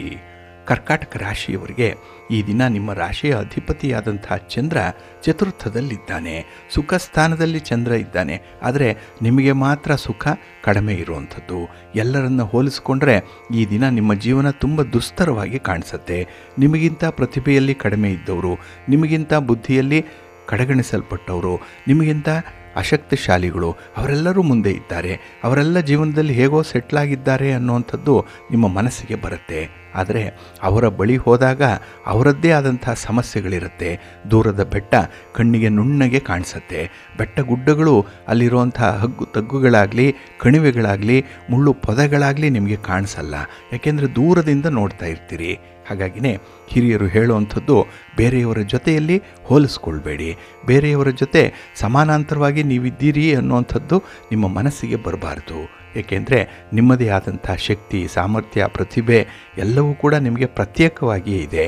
ಹಾಗಾಗಿ ಈ ದಿನ ನಿಮಗೆ ಇರುವಂಥ ದೊಡ್ಡ ವೀಕ್ನೆಸ್ ಅಂದರೆ ಬೇರೆಯವರನ್ನು ನೋಡಿ ನಿಮ್ಮನ್ನು ನೀವು ಶಪಿಸಿಕೊಳ್ಳುವಂಥದ್ದು. ಹಾಗೆ ಈ ದಿನ ಹ್ಯಾಪಿನೆಸ್ ಅನ್ನುವಂಥದ್ದು ಬಹಳ ವಿಶೇಷ. ಕುಟುಂಬದಲ್ಲಿ ಸಂತೋಷ, ಅದರಲ್ಲೂ ಈ ಸಂತೋಷವನ್ನು ಹಂಚಿದಾಗ ಅದು ಹೆಚ್ಚು ಹೆಚ್ಚಾಗುತ್ತೆ ಅನ್ನುವಂಥ ಒಂದು ವಿಚಾರ ಇದೆ. ಹಾಗಾಗಿ ನೀವು ಕೂಡ ಸಂತೋಷವಾಗಿರಲಿಕ್ಕೆ ಪ್ರಯತ್ನ ಮಾಡಿ, ಬೇರೆಯವರನ್ನು ಕೂಡ ನಗ್ನಗ್ತಾ ಇರುವಂಥ ಒಂದು ಸನ್ನಿವೇಶವನ್ನು ಸೃಷ್ಟಿ ಮಾಡಿಕೊಡಿ ಅವರಿಗಾಗಿ. ಹಾಗಾಗಿ ಹಳೆಯದನ್ನು ಸ್ಮರಣೆ ಮಾಡಿಕೊಳ್ಬೇಡಿ, ಪೋಸ್ಟ್ ಮಾರ್ಟಮ್ ಮಾಡಬೇಡಿ. ಇನ್ನು ಕೆಲವೊಂದು ವಿಚಾರಗಳು ನಿಮಗೆ ಸ್ವಲ್ಪ ಕಿರಿಕಿರಿಯನ್ನು ತರುವಂಥದ್ದು, ಸಂಬಂಧಗಳಾಗಲಿ ಪ್ರೀತಿ ಪ್ರೇಮದ ವಿಚಾರದಲ್ಲಿ ಈ ದಿನ ಸ್ವಲ್ಪ ಹಿನ್ನಡೆ ಇರುತ್ತೆ. ಇನ್ನು ಯಾವುದೇ ರೀತಿಯ ಸಾಹಸ ಕೆಲಸಕ್ಕೆ ಕೈ ಹಾಕಬೇಡಿ, ಬೇರೆಯವರ ವಾಹನವನ್ನು ಓಡಿಸಬೇಡಿ.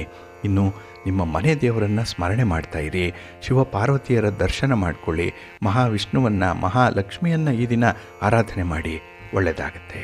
ನಿಮ್ಮ ಅದೃಷ್ಟದ ಬಣ್ಣ ಬಿಳುಪು, ಅದೃಷ್ಟದ ದಿಕ್ಕು ಈಶಾನ್ಯ ದಿಕ್ಕು, ಅದೃಷ್ಟ ಸಂಖ್ಯೆ 2. ಸಿಂಹರಾಶಿ. ಸಿಂಹರಾಶಿಯವರಿಗೆ ಈ ದಿನ ಕೀರ್ತಿ ಸ್ಥಾನದಲ್ಲಿ ಚಂದ್ರ ಇರುವಂಥ ದಿನ, 3ನೇ ಮನೆ. ಹಾಗಾಗಿನೇ ಈ ದಿನ ಬಹಳ ವಿಶೇಷವಾದಂಥ ಫಲಗಳನ್ನು ಪಡ್ಕೊಳ್ಳುವಂಥ ದಿನ. ನೀವು ಯಾವುದೇ ಕ್ಷೇತ್ರದಲ್ಲಿ ಕೈ ಹಾಕಿದ್ರೂ ಕೂಡ ಏನೋ ಒಂದು ರೀತಿಯಲ್ಲಿ ಸಮಾಧಾನ ಇದೆ, ತೃಪ್ತಿ ಇದೆ, ಬರುವಂಥ ಫಲಿತಾಂಶಗಳು ಅನುಕೂಲಕರವಾಗಿದೆ ಅನ್ನುವಂಥ ಒಂದು ಭಾವನೆ ನಿಮ್ಮ ಮನಸ್ಸಿನಲ್ಲಿ ಇರುತ್ತೆ. ಹಾಗಾಗಿನೇ ಈ ದಿನದ ವಿದ್ಯಮಾನಗಳು ನಿಮಗೆ ತುಂಬ ಸಂತೋಷವನ್ನು ತರುತ್ತೆ. ಜೊತೆಗೆ ನಿಮ್ಮ ಕಾರ್ಯದಕ್ಷತೆ, ನಿಮ್ಮಲ್ಲಿರುವಂಥ ಒಂದು ಪ್ರತಿಭೆ ನಿಮ್ಮ ಮೇಲಧಿಕಾರಿಗಳಿಂದ ಪ್ರಶಂಸಿಸಲ್ಪಡುವಂಥದ್ದು. ವ್ಯಾಪಾರ ವ್ಯವಹಾರಗಳಲ್ಲಿ ಸ್ವಲ್ಪ ಮಟ್ಟಿನ ಪ್ರಗತಿ ಇದೆ, ಆದರೂ ನಿರೀಕ್ಷಿತ ರೀತಿಯಲ್ಲಿ ನೀವು ಹಣಕಾಸಿನ ವ್ಯವಸ್ಥೆಯನ್ನು ಸರಿಪಡಿಸ್ಕೊಳ್ತೀರಿ, ನೀವು ಅಂದುಕೊಂಡಂತಹ ಕೆಲಸಗಳನ್ನು ಮಾಡ್ತೀರಿ. ಹಾಗೆ ವಿದ್ಯಾರ್ಥಿಗಳು ನಿಮ್ಮ ಶ್ರಮಕ್ಕೆ ತಕ್ಕ ಪ್ರತಿಫಲವನ್ನು ಪಡ್ಕೊಳ್ಳುವಂಥದ್ದು ಇದೆ. ಹೊಸ ವಿಷಯಗಳತ್ತ ಗಮನ ಹರಿಸ್ತೀರಿ, ಒಂದು ಕುತೂಹಲ ಜಾಸ್ತಿ ಇದೆ, ಏನಿದೆ ಅದರಲ್ಲಿ ಅದನ್ನು ಈ ದಿನ ನನ್ನದಾಗಿಸ್ಕೊಳ್ಬೇಕು ಅನ್ನುವಂಥ ಒಂದು ಪ್ರಯತ್ನದಲ್ಲೂ ಇರ್ತೀರಿ. ಇನ್ನು ಈ ದಿನ ನಿಮ್ಮ ಬಾಲ್ಯದ ಸ್ನೇಹಿತರ ಸಹಾಯದಿಂದ ಕೆಲಸಗಳು ಸಕಾಲಕ್ಕೆ ಪೂರ್ಣ ಆಗುವಂಥ ಅವಕಾಶಗಳು ಕೂಡ ಇದೆ. ಇನ್ನು ಈ ದಿನದಲ್ಲಿ ಮನೆಯ ಒಳಗಾಗಲಿ ಮನೆಯ ಹೊರಗಾಗಲಿ ನಿಮಗೆ ತುಂಬ ಅನುಕೂಲಕರವಾಗಿರುವಂಥ ಸನ್ನಿವೇಶ ಇದೆ. ಅಪರಿಚಿತರು ಕೂಡ ಈ ದಿನ ನಿಮ್ಮ ಸಹಾಯಕ್ಕೆ ನಿಲ್ತಾರೆ, ಅವರಿಂದ ಕೂಡ ಒಂದು ಸಣ್ಣ ಮಟ್ಟದಲ್ಲಿ ಒಂದು ಸಹಾಯ ಅನ್ನುವಂಥದ್ದು ಆಗುತ್ತೆ. ಇನ್ನು ಈ ದಿನ ಬಹಳ ವಿಶೇಷವಾಗಿ ನಿಮ್ಮ ಪರಿಶ್ರಮದ ಕೆಲಸ ಬಹಳ ಬೇಗ ಒಳ್ಳೆಯ ಫಲಿತಾಂಶವನ್ನು ತರುತ್ತೆ, ತುಂಬ ಅದೃಷ್ಟದ ದಿನ. ಹಾಗೆ ಈ ದಿನದಲ್ಲಿ ಅರ್ಧಂಬರ್ಧಾಗಿರುವಂಥ ಕೆಲಸ ಕಾರ್ಯಗಳು ದಿಢೀರಾಗಿ ಮುಕ್ತಾಯ ಆಗಿಬಿಡುತ್ತೆ, ಒಳ್ಳೆಯ ಫಲಿತಾಂಶಗಳೇ ನಿಮಗೆ ಬಂದೇ ಬರುತ್ತೆ. ಹಾಗೆ ಈ ದಿನ ಒಂದು ಟೈಮ್ ಅನ್ನುವಂಥದ್ದು ಇದೆಯಲ್ಲ, ಸಮಯ, ಇದು ಬಹಳ ಮುಖ್ಯ. ಹಾಗಾಗಿ ಈ ಸಮಯವನ್ನು ನೋಡಿಕೊಂಡು ಕೆಲಸವನ್ನು ಮುಂದುವರಿಸಿ, ಒಳ್ಳೆಯದಾಗತ್ತೆ. ನಿಮ್ಮ ಇಷ್ಟ ದೇವರನ್ನು ಆರಾಧನೆ ಮಾಡ್ತಾಯಿರಿ. ಹಾಗೆ ಭಕ್ತಿಯಿಂದ ಆಂಜನೇಯ ಸ್ತೋತ್ರವನ್ನು ಹೇಳ್ಕೊಳ್ಳಿ, ಹನುಮಾನ್ ಚಾಲೀಸನ್ನು ಹೇಳಿ, ಒಳ್ಳೆಯದಾಗತ್ತೆ. ನಿಮ್ಮ ಅದೃಷ್ಟದ ಬಣ್ಣ ಕೇಸರಿ, ಅದೃಷ್ಟದ ದಿಕ್ಕು ಪೂರ್ವ ದಿಕ್ಕು, ಅದೃಷ್ಟ ಸಂಖ್ಯೆ 1. ಕನ್ಯಾ ರಾಶಿ. ಕನ್ಯಾ ರಾಶಿಯವರಿಗೆ ಈ ದಿನ 2ರಲ್ಲಿ ಚಂದ್ರ, ದ್ವಿತೀಯದಲ್ಲಿ ಚಂದ್ರ, ಕುಟುಂಬ ಸ್ಥಾನದಲ್ಲಿ ಚಂದ್ರ, ಧನಸ್ಥಾನದಲ್ಲಿ ಚಂದ್ರ. ಹಾಗಾಗಿನೇ ಹಣಕಾಸಿನ ವಿದ್ಯಮಾನಗಳಲ್ಲಿ ಈ ದಿನ ಸ್ವಲ್ಪ ಕಿರಿಕಿರಿ ಆಗುತ್ತೆ. ಹಣವೇ ಸಮಸ್ಯೆಗೆ ಕಾರಣ. ನೀವು ಯಾವುದೇ ಒಂದು ಪ್ರಗತಿ ಬೆಳವಣಿಗೆ ಒಂದು ಅಭಿವೃದ್ಧಿ ಅನ್ನುವಂಥದ್ದು ನೋಡಬೇಕಿದ್ರೂ ಹಣದ ಮೂಲಕವೇ. ಅಷ್ಟೇ ನಿಮಗೆ ಕಿರಿಕಿರಿಯನ್ನು ತರುವಂಥದ್ದು, ಒತ್ತಡವನ್ನು ತರುವಂಥದ್ದು, ಅವಮಾನಗಳಾಗುವಂಥದ್ದು ಕೂಡ ಹಣದಿಂದಲೇ. ಹಾಗಾಗಿ ಈ ಹಣ ಅನ್ನುವಂಥದ್ದನ್ನು ಬಹಳ ವಿಶೇಷ ರೀತಿಯಲ್ಲಿ ಈ ದಿನ ನೀವು ನೋಡ್ಕೊಳ್ಬೇಕಾಗತ್ತೆ. ಇನ್ನು ಈ ದಿನ ಏಕಪಕ್ಷೀಯವಾಗಿ ನಿರ್ಣಯವನ್ನು ಕೈಗೊಳ್ಳುವಂಥದ್ದು ಇದೆ. ಯಾರನ್ನೂ ಕನ್ಸಲ್ಟ್ ಮಾಡಲ್ಲ, ಯಾರ ಸಲಹೆಯೂ ಬೇಕಾಗಿಲ್ಲ ಅಂತಹ ಒಂದು ಹಠದ ಸ್ವಭಾವ ಈ ದಿನ ಇರುವಂಥದ್ದು, ಇದು ಕೂಡ ನಿಮ್ಮ ಹಿನ್ನಡೆಗೆ ಕಾರಣವಾಗ್ತಾ ಇದೆ. ಇನ್ನು ಕೆಲವೊಂದು ಪ್ರಮುಖ ವಿಚಾರಗಳಲ್ಲಿ ನಿಮ್ಮ ಬುದ್ಧಿಗೆ ಮಂಕು ಕವಿದಿರುತ್ತೆ, ಎಲ್ಲವೂ ಗೊತ್ತಿದೆ, ಆದರೂ ಕೂಡ ನಿಮ್ಮ ಅಚಾತುರ್ಯದಿಂದಲೋ ಅಥವಾ ನಿಮ್ಮ ಒಂದು ಪ್ರಜ್ಞಾಹೀನತೆಯಿಂದಲೋ ಕೆಲವೊಂದು ತಪ್ಪುಗಳನ್ನು ಮಾಡಿಕೊಳ್ಳುವಂಥದ್ದು ಕೂಡ ಇದೆ. ಇದಕ್ಕೆ ಭಾರಿ ದಂಡವನ್ನು ತೆರುವಂಥ ಸಂದರ್ಭಗಳು ಬರುತ್ತೆ. ಹಾಗಾಗಿ ನಿಮ್ಮ ಬುದ್ಧಿಯನ್ನು ಚುರುಕಾಗಿಟ್ಕೊಳ್ಳಿ, ಅಲರ್ಟ್ ಆಗಿರಿ. ಇನ್ನು ಈ ದಿನ ಚಾಡಿಕೋರರ ಮಾತಿಗೆ ಮಾನ್ಯತೆಯನ್ನು ನೀಡಬೇಡಿ, ಅಂಥವರನ್ನು ದೂರ ಇಡಿ. ಬೇರೆಯವರ ಬಗ್ಗೆ ಯಾರು ನಿಮಗೆ ಬಂದು ಹೇಳ್ತಾರೋ ಅಂಥವರೇ ನಿಮ್ಮ ಬಗ್ಗೆ ಕೂಡ ಬೇರೆಯವರಿಗೆ ಹೇಳ್ತಾ ಇರ್ತಾರೆ, ಅಂಥವರನ್ನು ಈ ದಿನ ನೀವು ದೂರ ಇಡಬೇಕು. ಹಾಗಾಗಿ ಸಾದಾ ಸೀದವಾಗಿ ಬಹಳ ಕ್ಲಾರಿಟಿಯಾಗಿ ಈ ದಿನ ಜೀವನವನ್ನು ನಡೆಸುವಂಥ ಒಂದು ಪ್ರಯತ್ನ ಮಾಡಿ, ಒಳ್ಳೆಯದಾಗುತ್ತೆ. ಆದರೆ ನಿಮ್ಮ ಸಹೋದ್ಯೋಗಿಗಳಿಂದ ಎಲ್ಲೋ ಒಂದು ಕಡೆ ಒತ್ತಡ ಇದೆ, ಎಲ್ಲೋ ಒಂದು ಕಡೆ ಮೋಸ ಆಗುವಂಥ ಸಾಧ್ಯತೆ ಇರುತ್ತೆ, ಸ್ವಲ್ಪ ಜಾಗ್ರತೆ. ನಿಮ್ಮ ಮನೆ ದೇವರನ್ನು ಸ್ಮರಣೆ ಮಾಡ್ತಾಯಿರಿ. ಹಾಗೆ ಭಕ್ತಿಯಿಂದ ಈ ದಿನ ನೀವು ದುರ್ಗಾ ಸ್ತುತಿಯನ್ನು ಮಾಡಿ, ಅಮ್ಮನವರ ದರ್ಶನ ಮಾಡಿಕೊಳ್ಳಿ, ದುರ್ಗಾ ಪಂಚರತ್ನ ಸ್ತೋತ್ರವನ್ನು ಹೇಳ್ಕೊಳ್ತಾ ಇರಿ, ಒಳ್ಳೆಯದಾಗತ್ತೆ.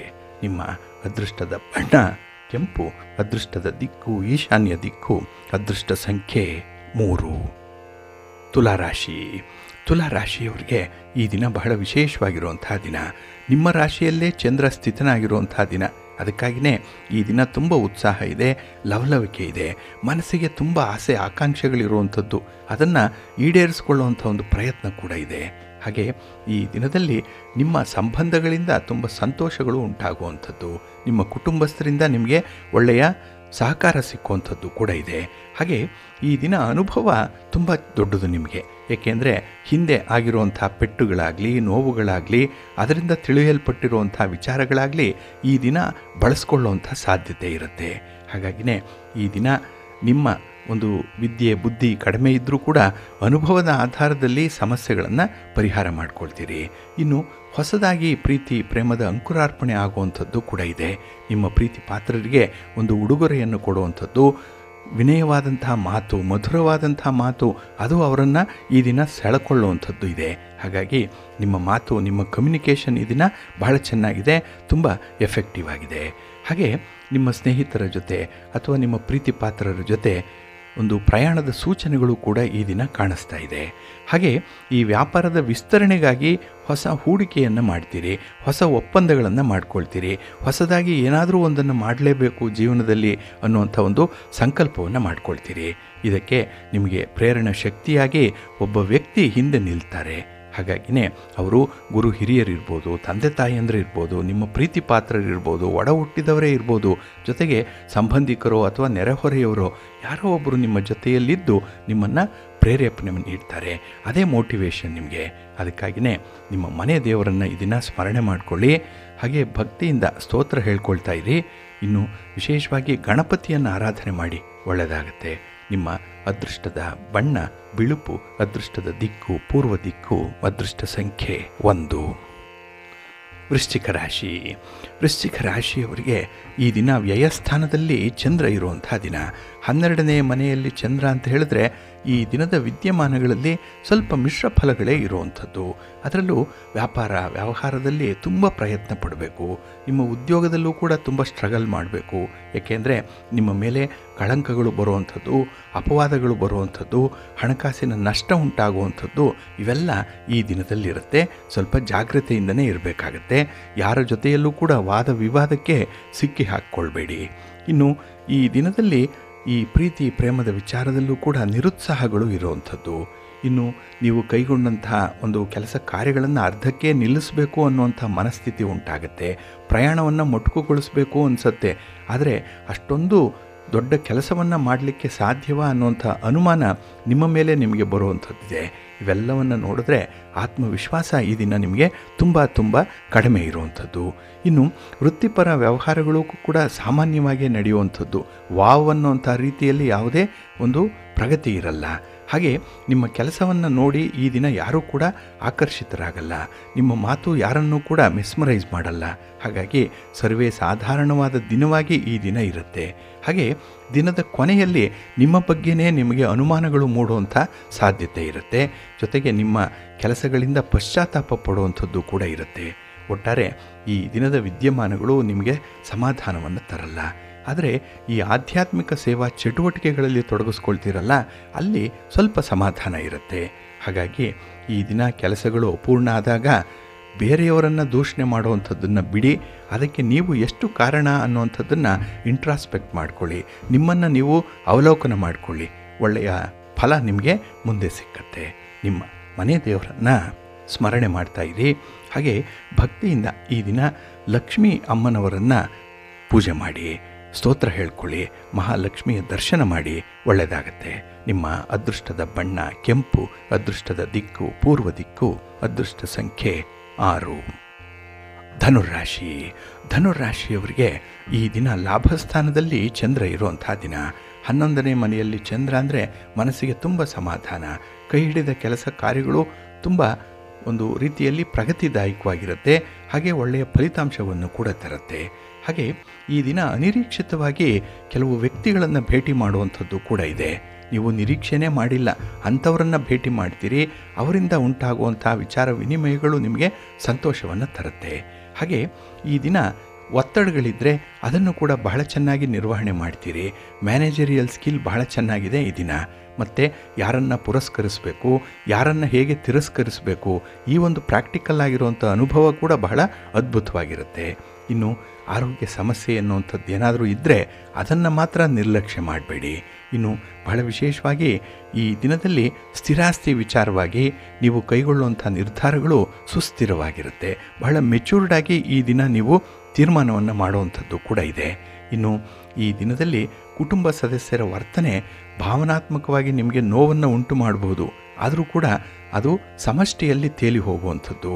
ಅಂದರೆ ಬೇರೆ ಕಾರ್ಯಗಳನ್ನು ಮಾಡುವಾಗ ಅದಕ್ಕಿಂತ ಗುರುತರವಾದಂಥ ಕೆಲಸ, ಶಾಶ್ವತವಾದಂಥ ಕೆಲಸ ಯಾವುದಿದೆ ಅದನ್ನು ಜ್ಞಾಪಿಸ್ಕೊಂಡ್ರೆ ಈ ರೀತಿಯ ಸಮಸ್ಯೆಗಳು ಈ ದಿನ ನಿಮಗೆ ನಗಣ್ಯವಾಗುತ್ತೆ.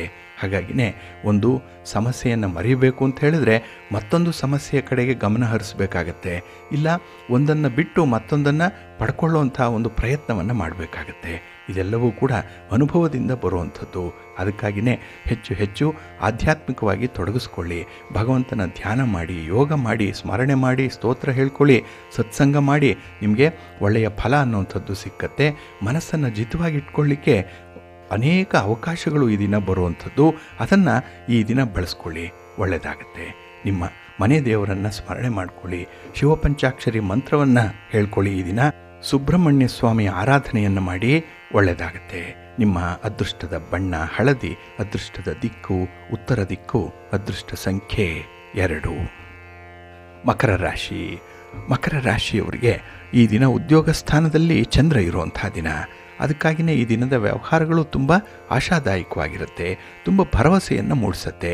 ಇಲ್ಲಿಯವರೆಗೆ ಕೆಲವು ಕೆಲಸಗಳು ಆಗುತ್ತೋ ಇಲ್ವೋ ಅನ್ನೋಂಥ ಜಿಜ್ಞಾಸೆ ಇತ್ತು, ಆದರೆ ಈ ದಿನದ ಅದರ ಪ್ರಗತಿಯ ದಿಕ್ಕನ್ನು ನೋಡಿದ್ರೆ, ಅದರ ಸ್ಥಾನವನ್ನು ನೋಡಿದ್ರೆ ನಿಮಗೆ ಒಳ್ಳೆಯ ಫಲಿತಾಂಶಗಳೇ ಸಿಕ್ಕತ್ತೆ ಅನ್ನುವಂಥ ಒಂದು ನಿರೀಕ್ಷೆಯಲ್ಲಿರ್ತೀರಿ. ಹಾಗಾಗಿನೇ ನಿಮ್ಮ ಪರಿಶ್ರಮಕ್ಕೆ ತಕ್ಕ ಫಲ ಸಿಕ್ಕತ್ತೆ. ನೀವು ಬಹಳ ಕಷ್ಟಪಟ್ಟು ಕೆಲಸ ಮಾಡುವಂಥ ಯಾವುದೇ ಕೆಲಸದಲ್ಲೂ ಕೂಡ ಈ ದಿನ ಬಹಳ ಬೇಗ ನಿಮಗೆ ಫಲಿತಾಂಶಗಳು ಸಿಕ್ಕುವಂಥದ್ದು. ಇನ್ನು ಈ ದಿನ ನಿಮ್ಮ ಕಮ್ಯುನಿಕೇಷನ್ ಇದೆಯಲ್ಲ, ಸಂವಹನ ಬಹಳ ಚೆನ್ನಾಗಿದೆ, ಬಹಳ ಅದ್ಭುತವಾಗಿದೆ. ಅದು ನಿಮ್ಮ ವೃತ್ತಿ ರಂಗದಲ್ಲಿ ನಿಮಗೆ ತುಂಬ ಗೌರವವನ್ನು ತಂದುಕೊಡುವಂಥ ವಿಚಾರವಾಗುತ್ತೆ. ಇನ್ನು ಈ ದಿನದಲ್ಲಿ ಸಮಯವನ್ನು ಬಹಳ ಚೆನ್ನಾಗಿ ನೀವು ಬಳಸ್ಕೊಳ್ತೀರಿ. ಒಂದು ಟೈಮ್ಲಿ ಹೆಲ್ಪ್ ಅನ್ನೋವಂಥದ್ದು ನಿಮಗೆ ಸಿಕ್ಕತ್ತೆ. ಹಾಗೆ ಬೇರೆಯವ್ರಿಗೂ ಕೂಡ ನೀವು ಸಮಯಕ್ಕೆ ಸರಿಯಾಗಿ ಸಹಾಯ ಸಹಕಾರಗಳನ್ನು ನೀಡುವಂಥದ್ದು ಕೂಡ ಇದೆ.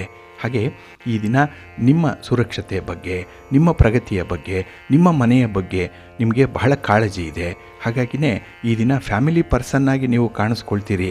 ಫ್ಯಾಮಿಲಿ ಓರಿಯೆಂಟೇಷನ್ ಬಹಳ ಅದ್ಭುತವಾಗಿದೆ ಈ ದಿನದಲ್ಲಿ. ಹಾಗೆ ಈ ದಿನದಲ್ಲಿ ಯಾವನೇ ಸಮಸ್ಯೆಗಳು ಕುಟುಂಬದಲ್ಲಿದ್ದರೂ ಕೂಡ ಅದನ್ನು ಬಗೆಹರಿಸ್ಕೊಂಡು ಶಾಂತಿ ನೆಮ್ಮದಿಯಿಂದ ಇರಬೇಕು ಅನ್ನುವಂಥ ಒಂದು ತುಡಿತ ಮನಸ್ಸಿನಲ್ಲಿರುತ್ತೆ. ಹಾಗಾಗಿ ಪ್ರಯತ್ನ ಮುಂದುವರಿಸ್ತೀರಿ, ಒಳ್ಳೆಯ ಫಲಿತಾಂಶಗಳನ್ನೇ ಪಡ್ಕೊಳ್ಳುವಂಥದ್ದು ಇದೆ. ಇನ್ನು ಗೃಹ ನಿರ್ಮಾಣ ಇರ್ಬೋದು, ಹೊಸ ವಾಹನ ಖರೀದಿ ಇರ್ಬೋದು, ಒಡವೆ ವಸ್ತ್ರಗಳನ್ನು ಮನೆಗೆ ತರಬೇಕು ಅನ್ನುವಂಥ ಒಂದು ಸಂಕಲ್ಪ ಏನಾದರೂ ಇದ್ದರೆ, ಅಂಥದ್ರಲ್ಲಿ ಯಾರಾದರೂ ಪ್ರಯತ್ನ ಪಡ್ತಾ ಇದ್ದರೆ ಈ ದಿನ ಸ್ವಲ್ಪ ಮುಂದುವರಿಸಿ. ಏಕೆಂದರೆ ನಿಮ್ಮ ಶ್ರಮ ಈ ದಿನ ಸಾರ್ಥಕವಾಗುತ್ತೆ. ಅದರಲ್ಲೂ ಕುಜನಿಂದ ಅತ್ಯುತ್ತಮವಾದಂಥ ಫಲಗಳನ್ನು ಪಡ್ಕೊಳ್ಳಿಕ್ಕೂ ಕೂಡ ನಿಮಗೆ ಸಾಧ್ಯ ಆಗುತ್ತೆ. ಉತ್ತಮ ಫಲ ನಿಮಗೆ ಸಿಕ್ಕತ್ತೆ. ಇನ್ನು ಈ ದಿನದಲ್ಲಿ ನಿಮ್ಮ ತಂದೆ ತಾಯಿಯಂದರು ಹೇಳುವಂಥ ಮಾತುಗಳನ್ನು ಸ್ವಲ್ಪ ಕೇಳಿಸ್ಕೊಂಡು ಅನುಸರಣೆ ಮಾಡಿ, ಒಳ್ಳೆಯದಾಗುತ್ತೆ. ನಿಮ್ಮ ಮನೆ ದೇವರನ್ನು ಸ್ಮರಣೆ ಮಾಡ್ತಾಯಿರಿ. ಹಾಗೆ ಭಕ್ತಿಯಿಂದ ಈ ದಿನ ನೀವು ಗೋವಿಂದ ಅಷ್ಟಕವನ್ನು ಹೇಳ್ಕೊಳ್ಳಿ, ಲಕ್ಷ್ಮೀ ವೆಂಕಟೇಶ್ವರ ಸ್ವಾಮಿಯ ಪ್ರಾರ್ಥನೆ ಮಾಡ್ಕೊಳ್ಳಿ, ಒಳ್ಳೆಯದಾಗತ್ತೆ. ನಿಮ್ಮ ಅದೃಷ್ಟದ ಬಣ್ಣ ತಿಳಿ ನೀಲಿ, ಅದೃಷ್ಟದ ದಿಕ್ಕು ಈಶಾನ್ಯ ದಿಕ್ಕು, ಅದೃಷ್ಟ ಸಂಖ್ಯೆ 2. ಕುಂಭರಾಶಿ. ಕುಂಭರಾಶಿಯವರಿಗೆ ಈ ದಿನದ ವಿದ್ಯಮಾನಗಳಲ್ಲಿ ಮಿಶ್ರ ಫಲಗಳಿರುವಂಥ ದಿನ. ಅದರಲ್ಲೂ 9ರ ಸ್ಥಾನದಲ್ಲಿ ಚಂದ್ರ ಇದ್ದಾಗ ನಿಮ್ಮ ಪ್ರಯತ್ನಕ್ಕೆ ಕೆಲವರು ತಣ್ಣೀರೆರಚುವಂಥ ಸಾಧ್ಯತೆ ಇರುತ್ತೆ. ನೀವೇನೋ ತುಂಬ ಝೀಲಲ್ಲಿ ಇರ್ತೀರಿ, ತುಂಬ ಉತ್ಸಾಹದಲ್ಲಿರ್ತೀರಿ, ಆದರೆ ಬೇರೆಯವರು ನಿಮ್ಮನ್ನು ದಿಕ್ಕು ತಪ್ಪಿಸುವಂಥ ಸಾಧ್ಯತೆಗಳು ಜಾಸ್ತಿ ಇರುತ್ತೆ. ಹಾಗಾಗಿನೇ ಬೇರೆಯವರ ಮಾತಿಗೆ ಮರುಳಾಗಿಬಿಡ್ತೀರಿ, ಬೇರೆಯವರ ಮೋಸದ ಜಾಲಕ್ಕೆ ಈ ದಿನ ನೀವು ಒಳಗಾಗುವಂಥ ಸಾಧ್ಯತೆ ಕೂಡ ಇರುತ್ತೆ. ಹಾಗಾಗಿ ನಿಮ್ಮ ತನವನ್ನು ಕಳ್ಕೊಳ್ತೀರಿ, ದಾಕ್ಷಿಣ್ಯಕ್ಕೆ ಬಲಿಯಾಗ್ತೀರಿ, ಸ್ವಲ್ಪ ಜಾಗ್ರತೆ. ಇನ್ನು ಜೀವನದಲ್ಲಿ ಬದಲಾವಣೆ ಆಗುವಂಥ ಸಮಯ ಬಂದಿದೆ, ಆದರೆ ಅದನ್ನು ನೀವು ಸರಿಯಾಗಿ ಸಮರ್ಥವಾಗಿ ಬಳಸ್ಕೊಳ್ತಾ ಇಲ್ಲ. ಇನ್ನು ಬಹಳ ವಿಶೇಷವಾಗಿ ಏಪ್ರಿಲ್ ನಂತರದಲ್ಲಿ ನಿಮಗೆ ಒಳ್ಳೆಯ ಸಂದರ್ಭಗಳೇ ಇರುವಂಥದ್ದು. ಆದರೆ ನಿಮ್ಮ ತಪ್ಪನ್ನು ನೀವು ಅರಿತುಕೊಳ್ಬೇಕು, ಆತ್ಮಾವಲೋಕನ ಮಾಡಿಕೊಳ್ಬೇಕು, ಅದನ್ನು ಸರಿಪಡಿಸ್ಕೊಳ್ಳುವಂಥ ಒಂದು ಪ್ರಯತ್ನವನ್ನು ಮಾಡಬೇಕು. ಅದಕ್ಕೂ ಈ ದಿನ ಒಳ್ಳೆಯ ಅವಕಾಶಗಳಿರುತ್ತೆ. ಹಾಗಾಗಿ ಮುಂದಿನ ದಾರಿ ಸುಗಮವಾಗಬೇಕು, ಮುಂದಿನ ಜೀವನ ಭದ್ರವಾಗಿರಬೇಕು ಅಂತ ಹೇಳಿದ್ರೆ ಸರಿ ತಪ್ಪುಗಳನ್ನು ಈ ದಿನ ನೀವು ಬಹಳ ವಿಶ್ಲೇಷಣಾತ್ಮಕವಾಗಿ ನೋಡಬೇಕಾಗತ್ತೆ. ಅದಕ್ಕಾಗಿ ಗುರು ಹಿರಿಯರನ್ನು ನೀವು ಭೇಟಿ ಮಾಡಿ, ತಜ್ಞರನ್ನು ಈ ದಿನ ಸಲಹೆಗಾಗಿ ಅವರನ್ನು ಮಾತಾಡಿಸುವಂಥದ್ದು ಅಥವಾ ಅವರ ಸಲಹೆಯನ್ನು ಕೇಳಿಸ್ಕೊಳ್ಳುವಂಥದ್ದನ್ನು ಮಾಡಿ ಒಳ್ಳೆಯದಾಗುತ್ತೆ. ಹಾಗೆ ಈ ದಿನದಲ್ಲಿ ನೀವು ಮಾಡಿಲ್ಲದ ತಪ್ಪಿಗಾಗಿ ಸಂಕಟವನ್ನು ಪಡುವಂಥದ್ದು ಇದೆ. ತಪ್ಪು ನೀವೇ ಮಾಡಿಲ್ಲ, ಆದರೆ ಅಪವಾದಗಳು ಬರುವಂಥದ್ದು, ಕಪ್ಪು ಚುಕ್ಕಿ ನಿಮ್ಮ ಮೇಲೆ ಬರುವಂಥ ಸಾಧ್ಯತೆಗಳಿರುತ್ತೆ. ಸ್ವಲ್ಪ ಎಚ್ಚರಿಕೆಯಿಂದ ಇರಿ.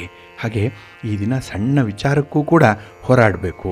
ಅದೇ ನಿಮ್ಮ ಜೀವನದಲ್ಲಿ ಒಂದು ಸ್ಪರ್ಧೆ ಇರುವಂಥದ್ದು. ಹಾಗಾಗಿ ಕಠಿಣ ಒಂದು ಪರಿಸ್ಥಿತಿಯನ್ನು ಎದುರಿಸುವಂಥ ಸಂದರ್ಭಗಳು ಕೂಡ ಈ ದಿನ ಇರುತ್ತೆ. ಸ್ವಲ್ಪ ಶಾಂತಿಯಿಂದ ಇರಿ, ಸಂಯಮದಿಂದ ಇರಿ, ತಾಳ್ಮೆಯಿಂದ ಇರಿ. ಮುಖ್ಯವಾಗಿ ನಿಮ್ಮ ಕೋಪವನ್ನು ಈ ದಿನ ಸ್ವಲ್ಪ ನಿಯಂತ್ರಣ ಮಾಡಿಕೊಳ್ಳಿ. ಅದಕ್ಕಾಗಿಯೇ ಮನೆ ದೇವರನ್ನು ಸ್ಮರಣೆ ಮಾಡ್ತಾ ಇರಿ. ಅನ್ನಪೂರ್ಣೇಶ್ವರಿ ಸ್ತೋತ್ರವನ್ನು ಈ ದಿನ ಹೇಳ್ಕೊಳ್ತಾ ಇರಿ. ಪಾರ್ವತಿ ಅಮ್ಮನವರನ್ನು ಈ ದಿನ ಸ್ಮರಣೆ ಮಾಡ್ಕೊಳ್ಳಿ, ಒಳ್ಳೆಯದಾಗತ್ತೆ. ನಿಮ್ಮ ಅದೃಷ್ಟದ ಬಣ್ಣ ನೇರಳೆ, ಅದೃಷ್ಟದ ದಿಕ್ಕು ಈಶಾನ್ಯ ದಿಕ್ಕು, ಅದೃಷ್ಟ ಸಂಖ್ಯೆ 5. ಮೀನರಾಶಿ. ಮೀನರಾಶಿಯವರಿಗೆ ಈ ದಿನ ಅಷ್ಟಮದಲ್ಲಿ ಚಂದ್ರ ಇರುವಂತಹ ದಿನ. ಇದು ದುಸ್ಥಾನದಲ್ಲಿ ಚಂದ್ರ ಇದ್ದಾಗ ಮನಸ್ಸಿಗೆ ಏನೋ ಕಳವಳ ಇದೆ, ಏನೋ ವೇದನೆ ಇದೆ, ಏನೋ ಕೆಟ್ಟದ್ದಾಗತ್ತೆ ಅನ್ನುವಂಥ ಒಂದು ಅಪಶಕುನಗಳೇ ನಿಮ್ಮ ಕಣ್ಣೆದುರಿಗೆ ಬರುವಂಥದ್ದಿದೆ. ಎಲ್ಲದಕ್ಕೂ ನಿಮ್ಮ ಮನಸ್ಥಿತಿಯೇ ಕಾರಣವಾಗುವಂಥದ್ದು. ಹಾಗಾಗಿಯೇ ಈ ದಿನ ನಿಮ್ಮ ಮನಸ್ಸು ತುಂಬ ವೀಕ್ ಆಗಿದೆ, ನಿಮ್ಮ ನಿರ್ಧಾರಗಳು ತುಂಬ ವೀಕ್ ಆಗಿರುತ್ತೆ. ಹಾಗೆ ನೀವು ಆಯ್ಕೆ ಮಾಡಿಕೊಳ್ಳುವಂಥ ಕೆಲಸ ಕಾರ್ಯಗಳಲ್ಲೂ ಕೂಡ ಜವಾಬ್ದಾರಿ ಅನ್ನುವಂಥದ್ದು ಇರಲ್ಲ. ಎಲ್ಲೋ ಒಂದು ಕಡೆ ಸೋಮಾರಿತನದಿಂದಲೇ ಕೆಲಸಗಳನ್ನು ಮುಂದಕ್ಕೆ ಹಾಕುವಂಥ ಸಾಧ್ಯತೆ ಜಾಸ್ತಿ ಇರುತ್ತೆ. ಇನ್ನು ಉದ್ಯೋಗ ಕ್ಷೇತ್ರದಲ್ಲೂ ಕೂಡ ಸಣ್ಣ ಪುಟ್ಟ ಸಮಸ್ಯೆಗಳು ಅದೇ ನಿಮಗೆ ಭಾರಿ ದೊಡ್ಡದಾಗಿ ಕಾಣಿಸುತ್ತೆ. ಬೆಟ್ಟವೇ ತಲೆ ಮೇಲೆ ಎರಗಿದಂತಹ ಅನುಭವ ಉಂಟಾಗುವಂಥದ್ದು ಇದೆ. ಆದರೆ ಸ್ವಲ್ಪ ಮೇಲೆ ನಿಂತು ನೋಡಿದ್ರೆ ಆ ಸಮಸ್ಯೆಗಳೆಲ್ಲ ಬಹಳ ಪುಟ್ಟದಾಗಿ ಕಾಣಿಸುತ್ತೆ. ಹಾಗಾಗಿಯೇ ಈ ದಿನ ನೀವು ಎತ್ತರಕ್ಕೆ ಬೆಳಿಬೇಕು, ನಿಮ್ಮ ಮನಸ್ಥಿತಿಯನ್ನು ವೈಶಾಲ್ಯಗೊಳಿಸ್ಕೊಳ್ಬೇಕಾಗತ್ತೆ. ಹಾಗೆ ಹಣಕಾಸಿನ ವ್ಯವಹಾರಗಳಾಗಲಿ, ನಿಮ್ಮ ವ್ಯಾಪಾರ ವ್ಯವಹಾರಗಳಾಗಲಿ ಸ್ವಲ್ಪ ನಿಧಾನವಾಗಿ ನಡೆಯುತ್ತೆ. ಹಾಗಾಗಿ ತಾಳ್ಮೆಯನ್ನು ಕಳ್ಕೊಳ್ಬೇಡಿ. ಇನ್ನು ಈ ದಿನದಲ್ಲಿ ಕೆಲಸ ಕಾರ್ಯಗಳಲ್ಲಿ ಸ್ವಲ್ಪ ಕಠಿಣ ಪರಿಶ್ರಮ ಅನ್ನುವಂಥದ್ದು ಇದ್ದೇ ಇದೆ. ಯಾವುದೂ ಸುಲಭಕ್ಕೆ ಆಗಲ್ಲ, ಯಾರೂ ಸುಮ್ಮನೆ ಬಂದು ಸಹಾಯ ಮಾಡಲ್ಲ. ಹಾಗಾಗಿ ಈ ದಿನ ಸ್ವಲ್ಪ ಪರಿಶ್ರಮದಿಂದಲೇ ನೀವು ಹೋರಾಟದ ರೀತಿಯಲ್ಲಿ ಜೀವನವನ್ನು ಮುನ್ನಡೆಸಬೇಕು. ಇನ್ನು ಮಕ್ಕಳ ಈ ಶೈಕ್ಷಣಿಕ ಸಮಸ್ಯೆಗಳೇನಿದೆ ಸ್ವಲ್ಪ ಮಟ್ಟಿಗೆ ನಿಮ್ಮನ್ನು ನಿರುತ್ಸಾಹಗೊಳಿಸುತ್ತೆ. ಮಕ್ಕಳಿಗಾಗಿ ಏನೆಲ್ಲ ಮಾಡ್ತಾ ಇದ್ದೀರಿ, ಆದರೆ ಫಲ ಮಾತ್ರ ಅಷ್ಟೊಂದು ನಿರೀಕ್ಷಿತ ರೀತಿಯಲ್ಲಿ ಇಲ್ಲ ಅನ್ನುವಂಥ ಕೊರಗು ನಿಮ್ಮನ್ನು ಕಾಡುತ್ತೆ. ಇನ್ನು ಕೆಲವೊಂದು ವೈಯಕ್ತಿಕ ಸಮಸ್ಯೆಗಳಿದೆ, ಎಲ್ಲವೂ ಹೇಳಿಕೊಳ್ಳಲಿಕ್ಕೆ ಸಾಧ್ಯ ಇಲ್ಲ. ಬಿಸಿ ತುಪ್ಪದಂತೆ ಇರುವಂತಹ ಸಮಸ್ಯೆಗಳು, ಅದನ್ನು ನೀವೇ ಅನುಭವಿಸಬೇಕು. ಯಾಕೆಂದರೆ ನೀವು ಹೇಳಿಕೊಂಡ್ರೆ ಬಣ್ಣ ಬಯಲಾಗ್ಬಿಡತ್ತೆ, ಹೇಳದೇ ಇದ್ದರೆ ಮನಸ್ಸಿನ ಉದ್ವೇಗ ಜಾಸ್ತಿ ಆಗಿಬಿಡುತ್ತೆ. ಎಂಥ ಒಂದು ಸಂದರ್ಭ, ಅಡಕತ್ತರೆಯಲ್ಲಿ ಇರುವಂತಹ ಸಂದರ್ಭ ಇರುತ್ತೆ. ಹಾಗಾಗಿ ಸ್ವಲ್ಪ ತಾಳ್ಮೆಯಿಂದ ಸಮಾಧಾನದಿಂದ ಇದ್ಬಿಡಿ, ಒಳ್ಳೆಯದಾಗತ್ತೆ. ಯಾವುದೇ ಹೊಸ ಕೆಲಸಕ್ಕೆ ಈ ದಿನ ಕೈ ಹಾಕಬೇಡಿ. ಪ್ರಯಾಣವನ್ನು ಆದಷ್ಟು ಎಚ್ಚರಿಕೆಯಿಂದ ಮುಂದುವರಿಸಿ. ನಿಮ್ಮ ಇಷ್ಟ ದೇವರನ್ನು ಆರಾಧನೆ ಮಾಡಿ, ನವಗ್ರಹ ಸ್ತೋತ್ರವನ್ನು ಹೇಳ್ಕೊಳ್ಳಿ, ನವಗ್ರಹಗಳ ದರ್ಶನ ಮಾಡಿ, ಒಳ್ಳೆಯದಾಗತ್ತೆ. ನಿಮ್ಮ ಅದೃಷ್ಟದ ಬಣ್ಣ ಗುಲಾಬಿ, ಅದೃಷ್ಟದ ದಿಕ್ಕು ಈಶಾನ್ಯ ದಿಕ್ಕು, ಅದೃಷ್ಟ ಸಂಖ್ಯೆ 5.